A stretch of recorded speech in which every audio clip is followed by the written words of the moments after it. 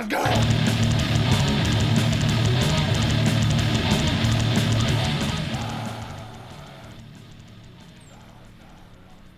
Hola, hola con todos, bienvenidos a un programa más de Bestial Blast Radio Show. Yo soy su anfitrión Pablo Barrera desde Ambato, Ecuador. Estoy muy contento de tenerles aquí. Bienvenidos al programa de entrevistas con los músicos más extremos. Bienvenidos. Este programa tiene algo especial, que es el último programa del 2024, es el último programa del año. Con esto nos despedimos por el momento y regresamos a la mitad de enero. A mediados de enero será el siguiente programa. Así que este es el último del 2024. Y bueno, tenemos un invitadazo el día de hoy. Un invitadazo que es poco conocido en Ecuador. Y por eso lo he traído, para que la gente lo conozca más. Porque en Europa y en muchos lugares del mundo hay gente que ha valorado el aporte de este músico. Y creo que es un momento adecuado para que se lo conozca en el mundo de habla hispana. Este invitado ha pasado por excelentes bandas, ha tenido sus bandas propias y ha tocado en vivo con bandas de gran renombre. Él ha creado bandas como MISOPHONIA, ha tocado en vivo con la legendaria banda de Gore Noise, TUMOUR. Y ojo, este músico ha sido baterista en conciertos muy grandes y muy importantes con la conocida banda Last Days of Humanity, y ha hecho otros proyectos con grandes músicos de su país. Estamos hablando de Joep Van Raak. Hello, Joep. Hello, señor Pablo, ¿qué pasa? Welcome to this show, Joep. Hello, good afternoon. Okay, good afternoon. Well, good afternoon for me, good morning for good afternoon for you, good morning for me. Yes. Okay, always happy to have you here. You're an amazing musician. I was introducing you to the audience. I was telling the audience a little bit of what you have done. And well, you are very well known in some parts of the world, especially in Europe. And the worldwide underground knows you quite a bit. But I think it was about time to talk with you and about you in the Spanish-speaking world, because I think that your contribution to extreme music is really important. Okay. Okay. Well, I'm just a humble man, so thank you for the kind words. Okay. Well, first things first, I always ask my guests the year they were born, because whatever happens in your life, it's not the same if that happens in one moment of time or another. There are differences. So, what is your year of birth? It's 79. 1979. Okay, you were born in the Netherlands, right? Yeah, true. Okay. You were born in the Netherlands in 1979. I suppose that you live in the region of North Brabant, right? Yes. Okay. The place to be. Nice place to be. And well, I'm going to explain the audience the difference between Holland and the Netherlands, because in Spanish the official name of your country is Países Bajos, which translates as lower countries or lower lands. But yes, the Netherlands. Netherlands. Because we are below sea level, that's why it's called like that. Yeah, but that's only the official name. If you talk to anybody on the street, you have to say Hollanda, because No. It's Nederland. yeah, Netherlands. I want to The country is difference. Netherlands. we got two provinces. It's called North and South Holland. Yes. But no, that's another part of the Netherlands. I want to explain that because if you talk to people on the street, people don't understand the Netherlands or Países Bajos in the Spanish-speaking world. And people know the country as Holanda, but I want to explain the difference between the Netherlands and Holland. Okay, well, Holland is a part of the Netherlands. Yes. Like I live in North Brabant, as a province of the Netherlands. It's divided into 12, maybe 13. My topography is shit, so. But we got a North and a South Holland. Yes. It's called like that. Yeah. And I live in North Brabant. North Brabant. Uh-huh. Excellent. So let me explain that to the audience because many people don't know the difference. Well, the country is called the Netherlands. Yes. It's divided in provinces, in small parts. And two parts are called North Holland and South Holland. Yes. And that's a part of the Netherlands. Our country is called the Netherlands. Excellent. Excellent. So let me explain that to the audience, ¿ok? Ok. Nuestro invitado, Joep Van Raak, nació en el año de 1979 en el país al que se le llama Países Bajos oficialmente, porque están al nivel del mar o bajo el nivel del mar. Ellos se defienden del mar con diques, ¿no? Entonces son tierras bastante bajas en altitud, es bastante plano el país. Y sí, en inglés es Netherlands, que se traduce como Países Bajos. Se les dice países, pero en realidad son un conjunto de provincias que tienen una altitud muy baja. Y claro, en la vida cotidiana, en el mundo hispanoparlante, se le dice Holanda aquí en Latinoamérica. Los latinos le decimos Holanda porque es el nombre más popular, pero hay que comprender una diferencia. Y aquí tenemos el mapa que está en pantalla. Las provincias que están a la izquierda, en amarillo y en rosado oscuro, son las provincias de Holanda del Norte y Holanda del Sur. Holanda del Norte es donde está Ámsterdam y Holanda del Sur es donde está el puerto de Rotterdam. Esas dos provincias juntas son la región de Holanda en sí. El resto del país se llama Países Bajos o Tierras Bajas. ¿De dónde viene Joep? Viene de la de más al sur, de la que está en verde, la de North Brabant, que en el idioma de ellos es North Brabant, le pronuncian así North Brabant, y es una región bastante especial, ya vamos a conversar de eso. Es una región bastante especial, hay muchas bandas muy extremas que vienen de la región de North Brabant. Entonces, esa es la región de donde él viene. Y claro, hay que situarse en ese lugar y en esa época. Él nació en el año 79 en ese lugar del mundo.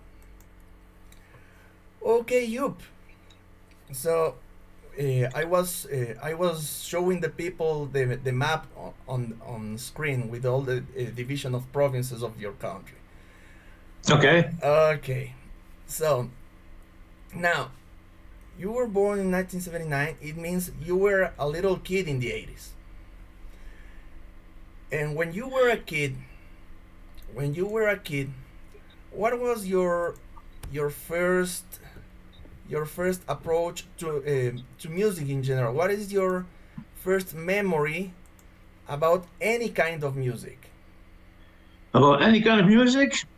For my parents, of course. My father is into blues, and my mother is more into hard rock. Like she likes AC/DC, Guns N' Roses, a little bit of Metallica, but that's her ceiling of aggressiveness from metal.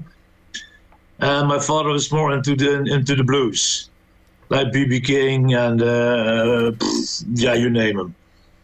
So that was my introduction to the music. When I was a kid, a neighbor, he was listening to Metallica, Iron Maiden, Anthrax, Testament, the first wave of heavy metal.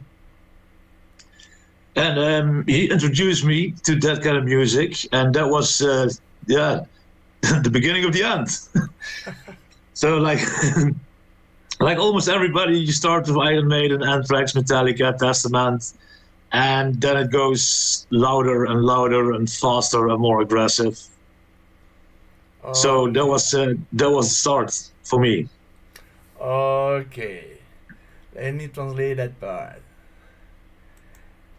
Bueno, aquí Joep nos cuenta. Aquí Joep nos cuenta que cuando era chico, él tenía la influencia de los papás a los que les gustaba la música.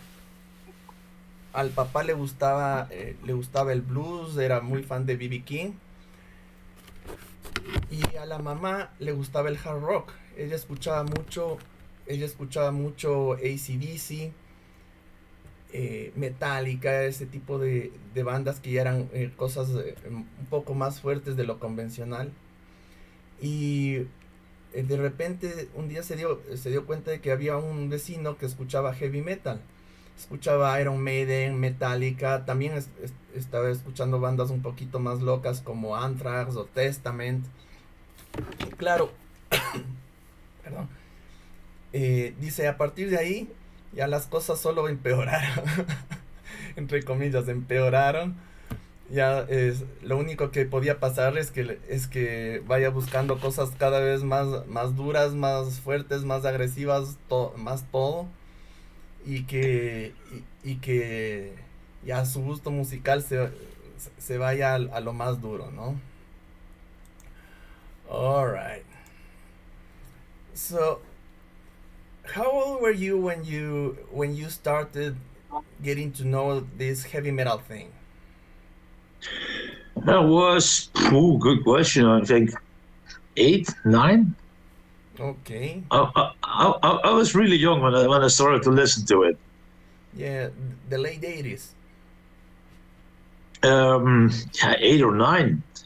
When I left the elementary school, Yeah. and I went to, let's call it high school, I met other people that listened to death metal. So then we always did some tape trading. Mm-hmm. Then I got in contact with death metal. My first was Deicide Legion and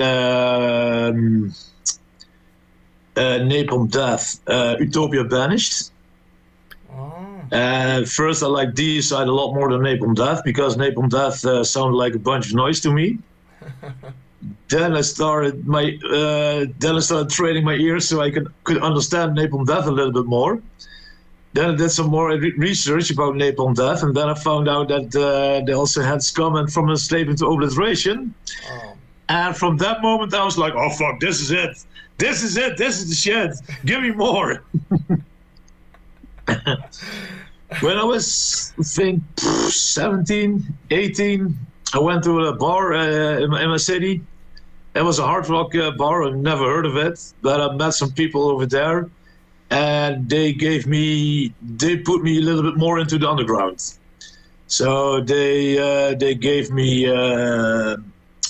Anal Gun and more grindy stuff. Oh. So when you learn to know the people that have the contacts, you also get the contacts because you don't find that CDs in the normal music store back then. It's just like heroin. I don't know where to buy it, but if I want to, I will find it. And it's the same with dead CDs. There's an underground for it. And if you don't know where to search, you will never find it. So then, well, the journey starts. You start to know the bands. You look at the booklets and CD booklets and the thanks list, and you see thanks to the following bands, and then you start to search up the bands that you see that you don't know, and that's why you widen your knowledge. for the different bands that there are. Okay. Do you remember the name of the first people, the names of the first guys who gave you the first contacts to get music through post mail? The first guy who introduced me to it. Yes, it was Boris. Boris. Boris. He lived in the neighborhood. Okay. That was the guy who introduced me to Anthrax and Metallica, Testament, Annihilator and stuff. And did he also introduce you to the tape trading with post mail service? No, that was when I went to high school. I don't remember the names of them. When I went to the Hard Rock Cafe in my town, it was Pascal Hever. He had a magazine back then called Rotting Deformity, and he knew a lot of people, did a lot of tape trading, and he also introduced me to his band called the MADELIEFJES. In English, it's called the Daisies, like the flower. And it was a grind noise band. And then I just bought a drum kit. And oh, my parents were so happy. Look what I bought! look! He did buy himself a drum kit. What the fuck? Yes, I'm gonna play drums. Fuck you! I'm gonna do the shit. I played drums for 3 months and then I had the first gig. Oh, really? So I wasn't even called a drummer. I was just a guy who owned a drum kit. I could barely hold the sticks. But with the MADELIEFJES, we never rehearsed. It was just one big pile of musical crap, just noise. But we had a great time on stage. We did very degenerate things on stage. Really? Degenerate things on the stage? Yes, we burned a shirt of Cradle of Filth. Oh, you burned the shirt. Okay. We threw porn magazines in the audience. Well, it was animal porn because back in the day in the Netherlands it was legal for animal porn. We threw it in the audience and said it was the Bible. Well, our singer was always drunk. Sorry? And he didn't give a shit. You threw animal what? Porn. Porn. Porno. I don't get it. You know porno? Sex magazine? Animal porn. It was a magazine of people having sex with animals. No. Yes. Back in the day, it was legal in the Netherlands to distribute that stuff. No. And we had a few of them, and we threw them in the audience. Like, here's the Bible, read it. Whoa. And I was like going through it. And I was like, what the fuck is this? Oh. No. It was a degenerate band. We did some crazy stuff. Crazy stuff. So let me see if I get it. You burned some Cradle of Filth T-shirts on the stage, and Yeah. and you threw some magazines of people doing things with animals. Yes. Yeah, and say this is your Bible, something like that. Yes, this is the Bible. Read it. Okay. We also had two females on vocals, and they were just screaming and shouting. No vocal lines, whatever. Just screaming. Okay. Yeah, we had a great time with the MADELIEFJES, the Daisies. Okay. One question. Can you repeat the name of this guy from Rotten Deformity magazine who had the band? It's Pascal. Pascal. Okay, Pascal. Okay. Let me translate this part. I don't know how to explain the people this part.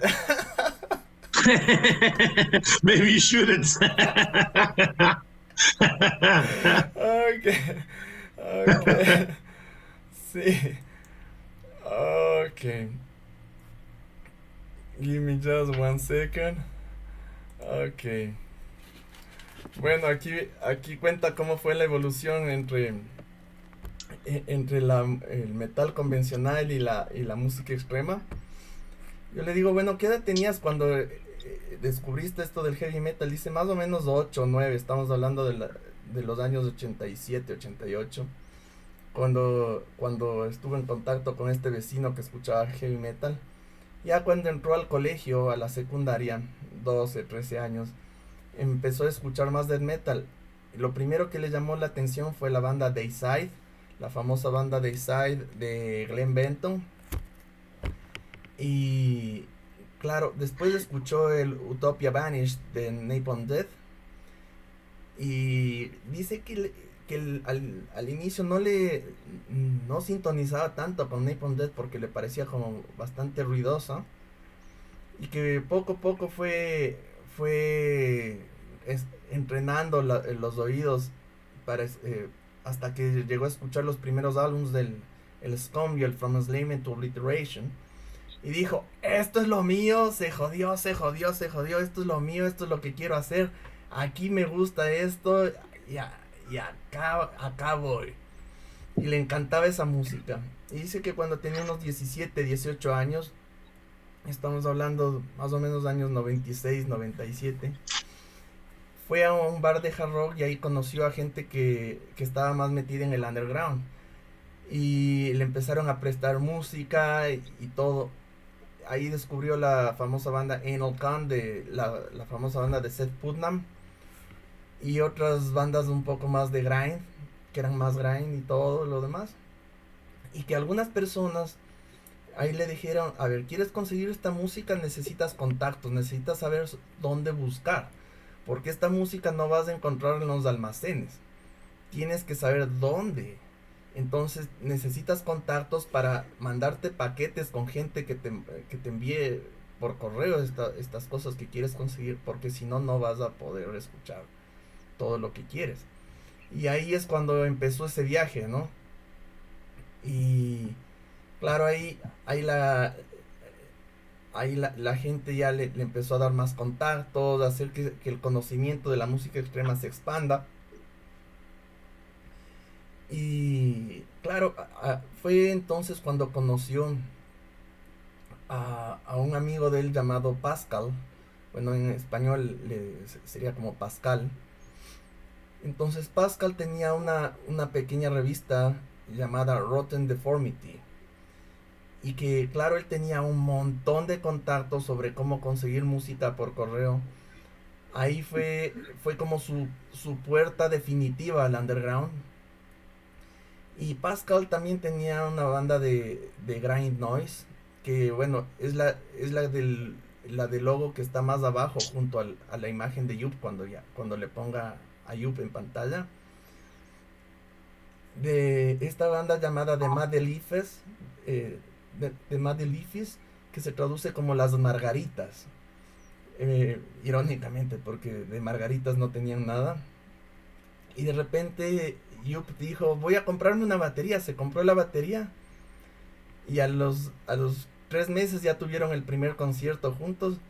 Pero dice, y claro que llegó agarrado la batería y les dijo a los papás, ahora voy a tocar. No, no jodas, vas a tocar. Sí, ahora soy baterista. Ya se jodió todo, ahora voy a tocar la batería. Burum, burum, burum, burum, burum, burum, burum. Pero que no era un baterista, sino era un muchacho que tenía una batería, no sabía mucho, la verdad, que ni siquiera ensayaban con The MADELIEFJES, eh, sino que simplemente daban conciertos tocando puro noise. Tenían dos vocalistas femeninas que no cantaban nada, solo daban alaridos. Y dice, bueno, hacíamos bastantes cosas controvertidas en el escenario. Una era quemar camisetas de Cradle of Filth. Y otra era coger revistas que en ese entonces eran permitidas, ahora ya son prohibidas, de gente haciendo, digamos, cosas íntimas ciertos animales, lo cual todos sabemos que no está bien, pero era simplemente el valor de shock que tenía. Lanzaban esas revistas al público, decían, esta es la Biblia, tómenle. O sea, lo que querían era causar un impacto especial en el público. Y sí, bueno, lo lograban, pero claro, haciendo estas cosas extremas. Okay, Joep. There's something that intrigues me. You were telling me about burning the Cradle of Field T-shirt on the stage. Why them? What was the problem Why with them? Cradle of Field? Well, we didn't hate Cradle of Filth, but back in the day, almost everybody was walking with a Cradle of Filth shirt. Okay. And also a lot of posers with a Cradle of Filth shirt. And we didn't like posers. So by burning the shirt on stage, we could see the posers from the stage. I was like, oh, you can do that, and blah, blah, blah. We're like, fuck you. Yes, we can. So it was to piss off the posers. We were like, sort of like the Dutch anal cunt, just to piss everybody off. We didn't give a shit. Okay. We had nothing personally against Cradle of Filth, only because all the posers were wearing a shirt of Cradle of Filth. Okay, nothing personal.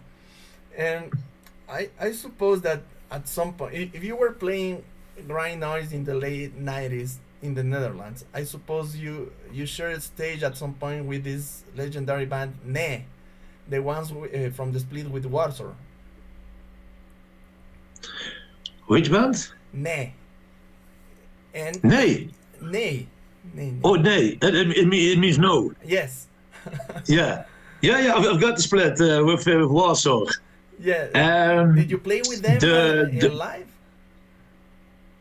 The vocalist from My Mind's Mine introduced me to Warsaw. Yes. Warsaw is still a big influence to me. Yes. And they have this split with this Dutch band in Nee that used to play grind noise. Did you ever share a stage with that band, with Nee?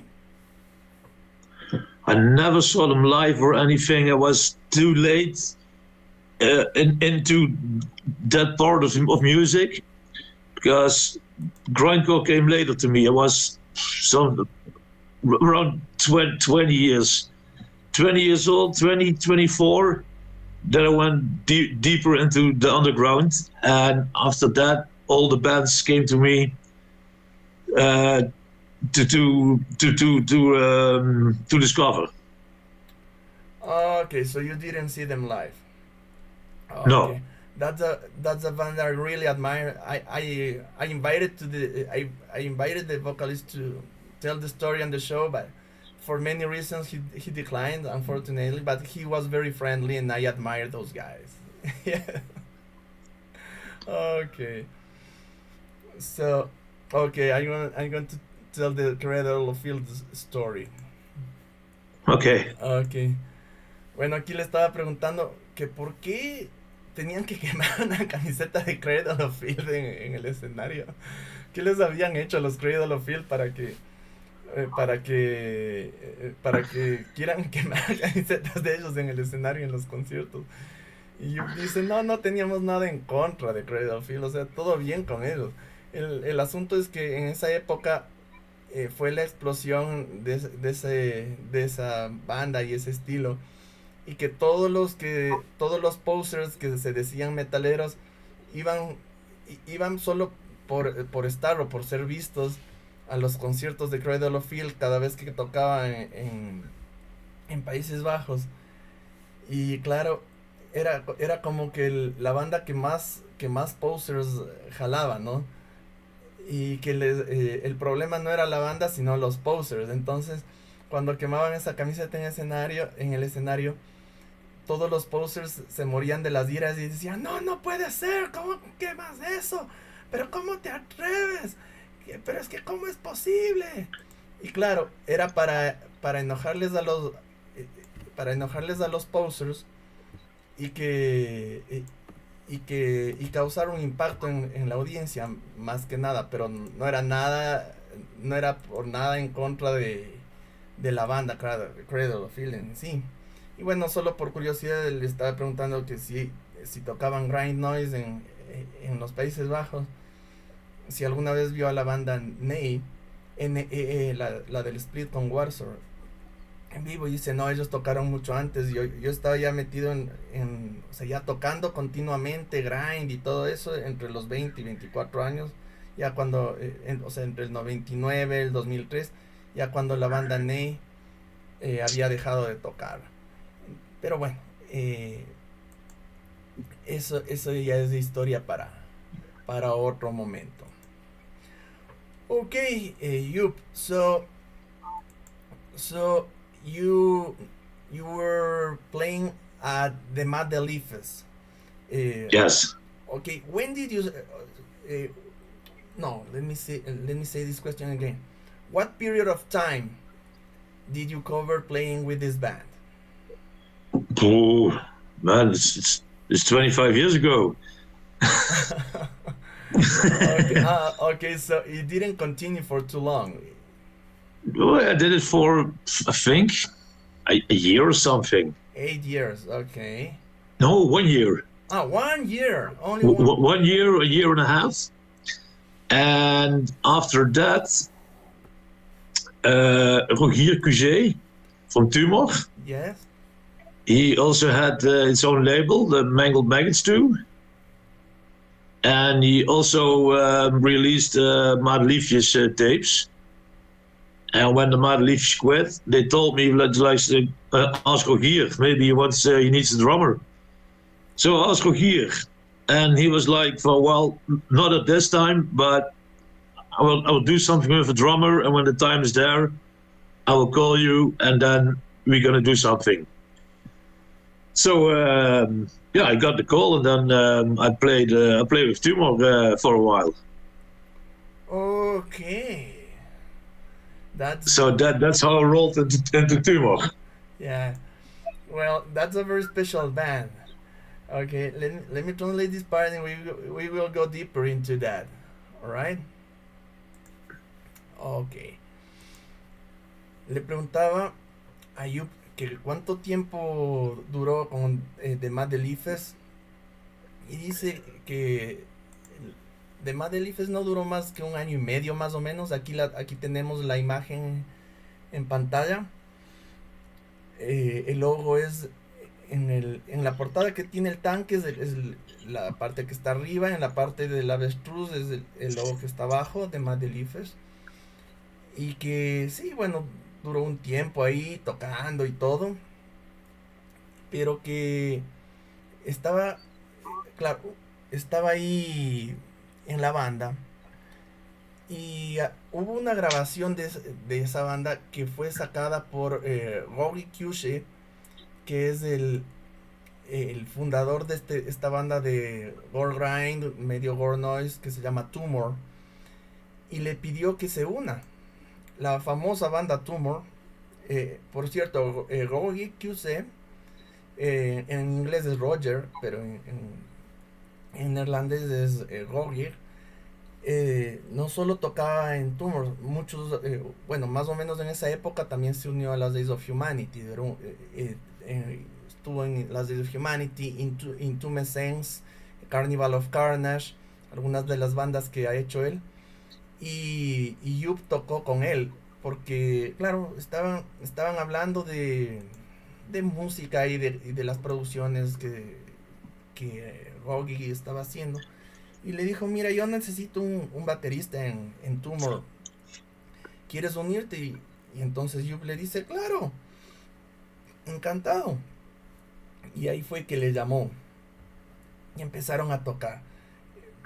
Claro, TUMOUR normalmente siempre fue una banda que usaba drum machine, entonces Joep estaba como aportando algo diferente. Okay, Joep, so I can see, well, from the pictures you sent me, I can see that you played and recorded the releases Hematological Enlargement and too large for digestive capacity. Yeah, the hematological enlargement is just here in the knee. Mm-hmm. And too large for digestive, what's the rest? Density is a compilation with him with other members, and I only played, I think, 5 songs. On that one, the too large for digestive is a compilation of the different stuff that Rogier did. Because Rogier is TUMOUR, TUMOUR is Rogier, but he also has other members through the years. I was well, not really a session drummer. I was the drummer from TUMOUR back then in that part of time. Okay. And so, as far as I am concerned, I can see that that this compilation had songs from different lineups, right? Yes. Okay. Okay. Yeah, Rogier did a lot of things with TUMOUR. Also, other drummers, drum computer. No, he has done a lot of stuff by himself. Mm-hmm. Just the drum programming, the guitar, the bass, the vocals. Okay. When I played with him, normally it was just us two, but we also had gigs with other people on stage. People on vocals. I remember William from Last Days of Humanity also played with us one time, or maybe more. Yeah, there's too much beer in between, so I can't remember anything. But I know that he played with us. I don't know how many times. But it was every time was a different experience. It was a surprise. Who's gonna play with us now? Okay, so a lot of surprises. All right. Now, I want to ask you, what is it like to work with Rogier? What is he like as a musician? Because not only does he play very extreme stuff with TUMOUR, but he had also other gore noise or gore grind projects, very demented, very taken to the limit. And yes, especially Carnival of Carnage. Yes. I like TUMOUR, but I love Carnival of Carnage. Okay. And you know, he has a very extreme and also a sordid approach, a sordid atmosphere in his recordings. So what is it like to work with him? Rogier has a vision, and his vision shall be. It's like, it's TUMOUR, you're playing with me, it's my band, this is how we're gonna do it, and if you don't like it, you can fuck off. And it's not a dictator, but I understand his vision. Like, you're playing with me, I'm not playing with you, it's my band, this is my vision, this is what I want to do, and you can take it or leave it. And it's not a bad thing, because it's his band. And, well, we had the same vision to make extreme gore grind. And in the beginning, it was like, well, I told him I came from the MADELIEFJES. I never rehearsed with a band. I don't know how it is. This is the first time I'm with somebody else trying to actually make structural music. So just give me some time to get used to this, to roll into this, to make structural music, to remember everything, I want to do the same. Yeah, I want to play your vision. I don't want to fuck this up because I like what I'm doing. And for me, it was also an honor to play with Rogier. He had more knowledge of music-wise, not only making it but also recording it, knowing what sound he wants, what the structure of the songs was going to be, and yeah, I had a great time. I learned a lot. All right, that's pretty awesome, man. It's what an experience it must have been. Yes, it's been a roller coaster. A roller coaster, okay. Ok. La pregunta que le hice fue, ¿qué tal era trabajar con Gogi, el fundador de TUMOUR? Porque claro, él ha hecho, Gogi Kyushe no solo ha hecho TUMOUR, sino que ha creado y ha hecho bandas muy extremas, Intumescence, Carnival of Carnage, cosas muy llevadas al límite. Y yo decía que la música de Gogi es bastante especial porque no solo es dura, extrema y todo lo demás, sino que también sabe cómo agregarle ese toque sórdido a la atmósfera de la música. Por más rápida que sea, por más brutal que sea, tiene un toquecito, una atmósfera bien, bien salvaje. Entonces, le preguntaba cómo fue el paso, el trabajar con TUMOUR, ¿no? Y también sobre las grabaciones que había, que había hecho Joep con la banda.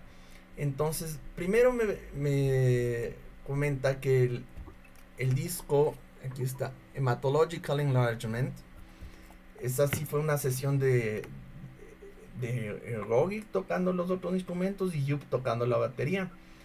Y que el que ustedes ven aquí a la izquierda, el Too Large for Digestive Capacity, fue una compilación de varias sesiones que, que hicieron con varias alineaciones, porque siempre fue la banda de rock, siempre fue la banda de él, pero con algunos músicos que colaboraban. Entonces yo preguntaba, bueno, ¿cómo es trabajar con Roger? ¿Cómo es la sensación de trabajar con él? Y dice, bueno, él tiene una visión. Y es una persona muy decidida, tiene una visión muy definida de cómo deben ser las cosas, porque además conoce muy bien lo que está haciendo. Y claro, no es que Rogi está tocando contigo y viendo que sale, no. Tú tocas con él y tú te adaptas a las ideas de él, porque él ya tiene una visión definida. O sea, es algo así, o sea, en palabras de Joep, es algo así como, a ver, vas a tocar conmigo, vas a hacer las cosas bien, haces así, o si no, no jodas, o sea, anda por otro lado, algo así. Pero que eso en realidad es bastante bueno, porque a Joep le hizo avanzar bastante como músico. Joep solo había tocado grind noise, así de forma empírica antes, y cuando empezó a tocar en TUMOUR, fue la primera vez que tenía ideas más estructuradas, más ordenadas, más cosas que tenía que aprenderse y recordar. Entonces, ahí fue como que, ahí fue como que pudo avanzar más como músico, aprender, se volvió un mejor baterista. Eso le sirvió mucho y dice que sí, o sea, es una experiencia bastante especial tocar con Gogi Kyushe. Okay. Okay, so let's continue with your storyline. So you were telling me you played with TUMOUR. Do you Yes. remember the year when you stopped working with TUMOUR? Good question. I don't know. I don't keep up with the timeline. I'm always looking forwards. Yeah, when was it? I really don't know. Okay. I was 23, 24. I don't know. 3 or 4 years. Okay. What year was the hematological enlargement? I have to check. Yeah. 90 something? I don't know. Or 2000 something. Well, what I remember could be.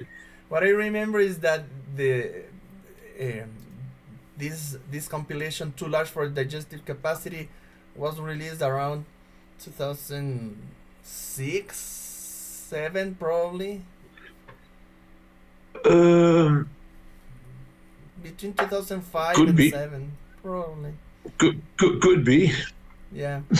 If you say so, could be. I don't know. I'm just calculating because I was living in another city and I was living there when that thing was released. Anyway, not important. All right. So you played with TUMOUR for a few years, and I think that right after TUMOUR, you did this band Shapes of Misery. Yes. Okay. So I still miss that band. really, okay. Yeah, I still miss that band. It was a three-piece grind machine. All right. It feels more like an ex-girlfriend you haven't fucked enough. Okay, tell me about it. Tell me about it. Well, when I did TUMOUR, we played with another local band. It's called Devout Flesh Regurgitation. Young guys, and when TUMOUR quit, Devout Flesh Regurgitation also around that time quit. And I asked Geert, the played guitar back then, if he wanted to start a new band. Oh no, I asked him to play with Feces Eruption. He did Feces Eruption, but he told me, well, yeah, well, it's my one-man band. I do everything there, do the guitar, the bass, the drum programming, and their band is not intended to have a real drummer, but we can start a new band with you on drums and call it something else. So I started with Geert. The first rehearsals were him on guitar, and then Glenn joined, also from Devout Flesh Regurgitation. And Glenn went on guitar and Geert went on bass. And their band was, a three-piece grind machine. Okay, so is that the three-piece band from the picture you sent me? The guy with an orange bass and on a small stage? Oh no, the was from the last Sunday rehearsal. Okay. I just rehearsed with a bass player. We got a new guitar player, but his amp is too small. Yeah, no, it's not the one that you just sent me. It's an old picture, very small. Three guys on the stage,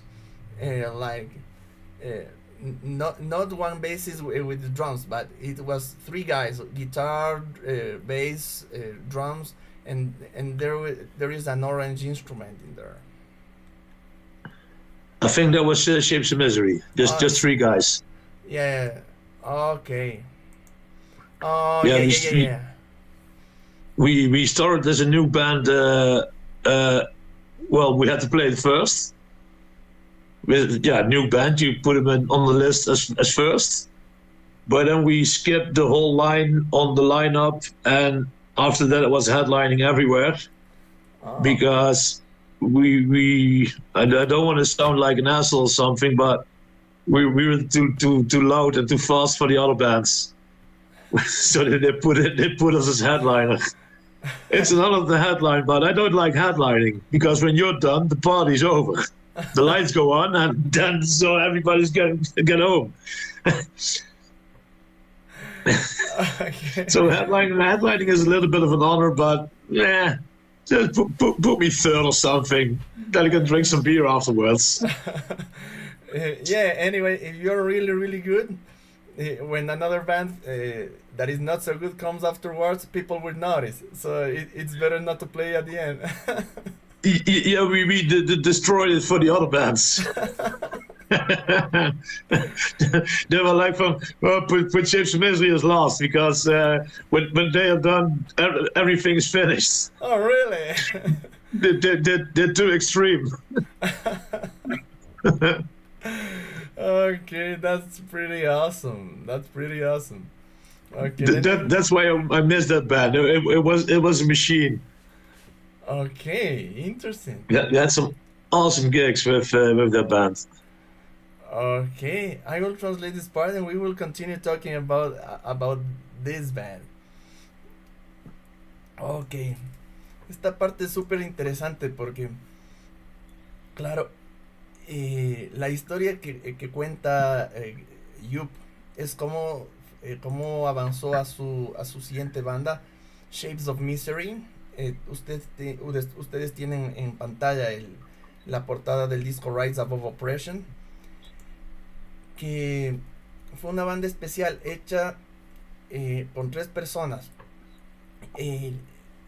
Dice que alrededor de ese tiempo Joep estaba tocando con TUMOUR, y que compartieron escenario con una banda joven de gore grind de ese entonces llamada Devoured Flesh Regurgitation.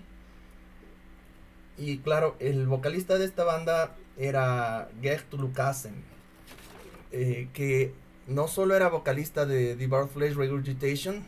Bueno, con esa banda es la foto que tenemos en pantalla, pero él también tenía esta banda en solitario, en la que él tocaba y grababa todo, y las baterías eran con drum machine, llamada Faces Eruption. Faces Eruption, no sé, tal vez algunos lo recuerden. Cuando yo estaba en la última grabación que yo hice con el Muermo, si es que alguien conoce lo que yo hice con esa banda, fue un three-way split de Godface, Faces Eruption, el Muermo, y claro, Faces Eruption de Gert Lucassen. Entonces se hicieron muy amigos con Gert, y entonces Joep le dijo, oye, y podemos tocar, puedo tocar en tu banda en Faces Eruption para que toques en vivo. Y dijo, bueno, ese es un proyecto en solitario, lo que podemos hacer es una nueva banda y tocas tú. Entonces Joep dijo, sí, de una. Y claro, la banda se conformó por 3 personas. Aquí la vamos a tener en pantalla. Gert Lucassen a la derecha con el bajo y las voces. Glenn, que también era de Devoured Flesh Regurgitation, tocando la guitarra, es el que ven a la izquierda. Y al fondo está Joep en la batería. Y le digo, bueno, ¿cómo fue tocar con esa banda? Y dice, extraño esa banda, era una banda genial, era increíble. Es como extrañar a una ex enamorada con la que no te acostaste lo suficiente. Entonces, que era una genial banda. Y yo le digo, ¿qué era lo que le hacía especial a Shapes of Misery? Y dice que en vivo tenía una performance y un sonido súper extremo. Eran re brutales, re pesados, re contra extremos, y todo bien tocado, que enseguida la gente empezó a pararles bola, a hacerles caso. Les ponían de cabeza de cartel, de headliners en muchos conciertos. Y claro, era una banda. Dice, no quiero sonar como que me creo la gran cosa, dice yo. O sea, no quiero sonar arrogante, no es mi intención sonar así. Pero lo que pasa es que mucha gente decía que a esa banda había que ponerle al final, porque tenía un sonido tan pesado, tan impactante, que las otras bandas no querían tocar después de ellos. Y dice que no es algo que le guste decirlo así tan pomposamente, porque en realidad él no disfruta ser headliner. ¿Por qué? Porque cuando eres headliner, tocó tu banda y todo el mundo se va a la casa y se acabó la fiesta, que él prefiere tocar, descansar, seguir viendo algo del concierto. Pero que les terminaban poniendo de headliners porque era una banda súper impactante, y que cuando ellos tocaban en vivo, era como que todo era un gran impacto en los conciertos. Okay, Joep. I was explaining the people about who Gert Lucassen is, about Faces Eruption, because not many, but a few people in Ecuador probably remember that, because at that time I was playing with a grindcore gorgon band called El Muermo, and there was a 3-way split between among Godface, Faces Eruption, and El Muermo. So maybe a few Ecuadorians know it. The distribution was not big, actually. We were not famous, but probably some grinders know it. I was explaining that, and Yes, I used to have a lot of contact with Gert. We were very good friends at the time of his eruption. And when Shapes of Misery started, he told me that he was like having some distance from Gore Grind. He was having a different approach. He started the I Hate Humanity Records kind of thing. And well, years passed by and we lost contact. So, well, another curiosity of mine is what is it like to play with Gert? How was it like to play with Geert? Yes, Oh, we had a really good time. really good time. When the band was good, it was almost perfect. We had a Okay, really good time. But at the end of Shapes of Misery, Geert had some personal problems in his life, and he took another path. So we quit the band. Well, we didn't quit the band immediately. I tried to go further with Glenn, but Glenn was like, "Van, well, I like grindcore, but I'm more into stoner rock." So we started a stoner rock band, and Geert, well, took his own path, and everything watered down, and lost contact with him. I don't know what he's doing at this moment, but was, yeah, too bad that Shapes Melody split up. But the time we had was a really good time. okay. So your memories playing with those guys are very positive in general. Yes, yeah, Okay, that's some really great times. excellent. Okay, aquí, bueno, yo le contaba a Yup que durante años yo tuve, yo Pablo, tuve muy buen contacto, mucha amistad por correo, por email con Gert Lucasen, cuando él estaba en Faces Eruption. ¿Ok? Entonces, claro, cuando empezó con Shapes of Misery, él se distanció un poco del gore grind, decía que quería hacer cosas distintas. Él fundó su sello I Hate Humanity Records y la banda empezó a crecer, les iba muy bien. Pero bueno, eh, yo, yo perdí algo de contacto con Gert y ya después le perdí la pista o sea, le perdí la pista justo cuando estaba creciendo mucho la banda Shapes of Misery. Entonces le preguntaba a Yup que qué tal era tocar con él, porque es un personaje que ha hecho bastante música, bastantes cosas. Entonces dice, mientras la banda estuvo bien, mientras la banda existió y la banda estuvo creciendo, fue increíble, fue a todo dar. Era increíble, un gran músico, muy buena camaradería con él y con Glenn. Y que sí, que la banda, la banda fue muy buena en ese tiempo mientras duró. Pero poquitos años después de eso, Gert empezó a tener, bueno, dificultades personales que resolver fuera de la música. Empezó a dedicarse a otras cosas en su vida, no solo a tocar. Y fue un momento en el que decidió tomar otro camino. Yup le dijo a Glenn, ok,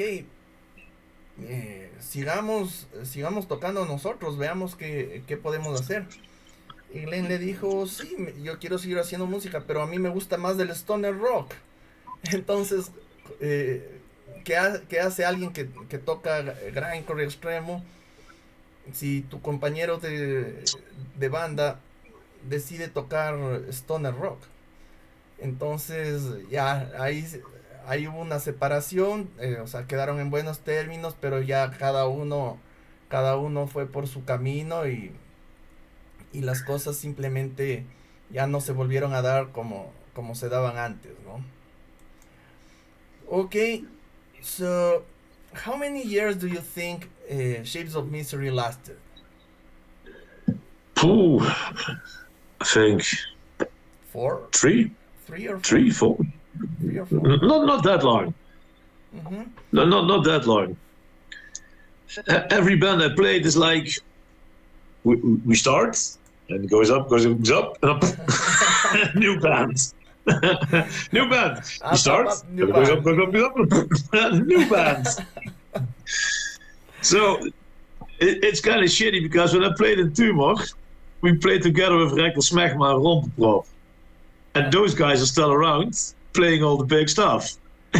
And for me, when we got bigger and bigger, then poop, new band. So you were talking about Rekkel Smegma and Rompenprop, right? Which one? No, you were talking about sharing stage with Rompenprop and Yes, and Rekkel Smegma. Rekkel Smegma. Oh yeah. By the way, Steven was present on this show on one of the episodes. Yeah, he's a great guy.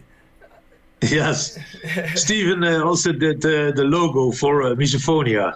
Ah, he did the logo for MISOPHONIA. Okay, we are going to talk. We are going to talk about that. Ah, so that's a Steven's logo. Yes. Okay. All right. But I think that MISOPHONIA. Let me see where it is. I think that MISOPHONIA was okay. It's the band I have now. We'll get there. Okay, it's a band you have now. Perfect. It's a band that you have now. Okay. I was checking some files, but okay, don't worry. And when you finished your time with Shapes of Mystery, I think that you started playing live when Last Days of Humanity reunited, right? Yes, I was at Soy's Block talking to Erwin, the bass player, Erwin de Wit, and he was like, "Well, we're gonna revive Last Days of Humanity." So okay, and but he told me like, "Yeah, Mark is not gonna drum. He wants to do vocals." I was like, "Who's gonna play drums then?" He was like, "You, me." Me. I'm not slow, but I'm not Mark. it's a few levels above me. I'm not slow, but I'm not that fast. Well, you're fast enough, he said. You're fast enough. Just bring your gear, and we'll see what's going to happen. If you agree that you're good enough, then it's good enough for us. I'm like, yeah, okay, why not? So that's how I started with Last Days of Humanity. Okay, so who was the mastermind behind the reunion? Because at that time, Last Days of Humanity was not existing after the release of Putrefaction in Progress. So, who was orchestrating this reunion, Mark or Erwin? I have no idea. Okay. I don't know. So, but you're talking about Erwin de Wit, right? Yes. The original bass player. Yes. All right, and tell me, what happened inside Last Days of Humanity because William didn't play at Obscene Extreme. Rule Neidham went to that show.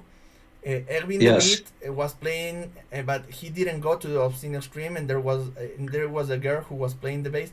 What happened at that moment because the two string players were not present? Well, how to explain this? Erwin is a loose cannon. He goes everywhere.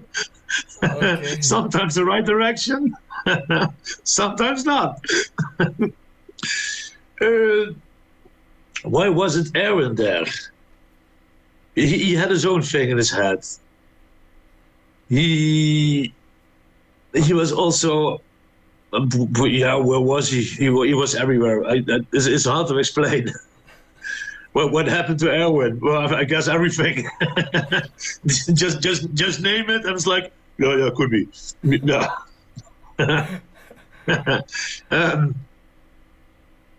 Why wasn't William there? Don't know either. Oh, I think also something personal. Okay. That's why Will Nijdam filled his place on the guitar. And the girl who was playing with us was the bass player from Four Step, Five Corpses. Okay. I guess that's the name. The first time she played with us was at Maryland Death Fest in the United States. She had to rehearse the songs one day before we played live there. So, yeah, it's Last Days of Humanity. Everybody thinks it's the most professional band in the world, but then I thought the MADELIEFJES maniacs, but Last Days of Humanity are the craziest people I ever met and played with. Yeah. It was always something. Like you can't make the shit up. What the fuck's Yeah, I have the impression that Last Days of Humanity is one of those bands that appear very. For example, every country has one or two bands with a long history. They are legendary, big name, but everybody in the country has been part of that band at some point. Yeah, we always had crazy gigs. Yeah. A lot of fun. Yeah. Okay. And let me see if I get things right. You sent me a picture about of Last Days of Humanity, which says Putrefaction in Italy. Is that a live recording with you? Yes. Okay. Okay. Let me translate. Yes, that was with the old lineup with Aaron on bass, William on guitar, and Mark on vocals. Oh, Mark on vocals and you on drums. Yeah. Oh, what a lineup it was. Okay. Yeah, let me translate this part, and I have quite a few questions about this band. Okay. Okay. Ok, aquí entramos en una parte muy interesante de la historia de la vida musical de Joep.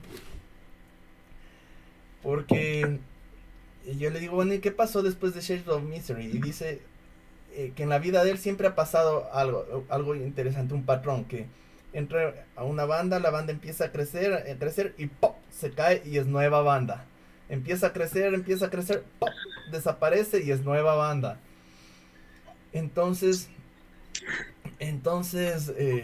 claro, le pregunto qué pasó después de Shapes of Misery. Y dice que estaban ensayando en un local de ensayos bastante conocido que se llama Sauce Block. Ya vamos a hablar de este lugar después.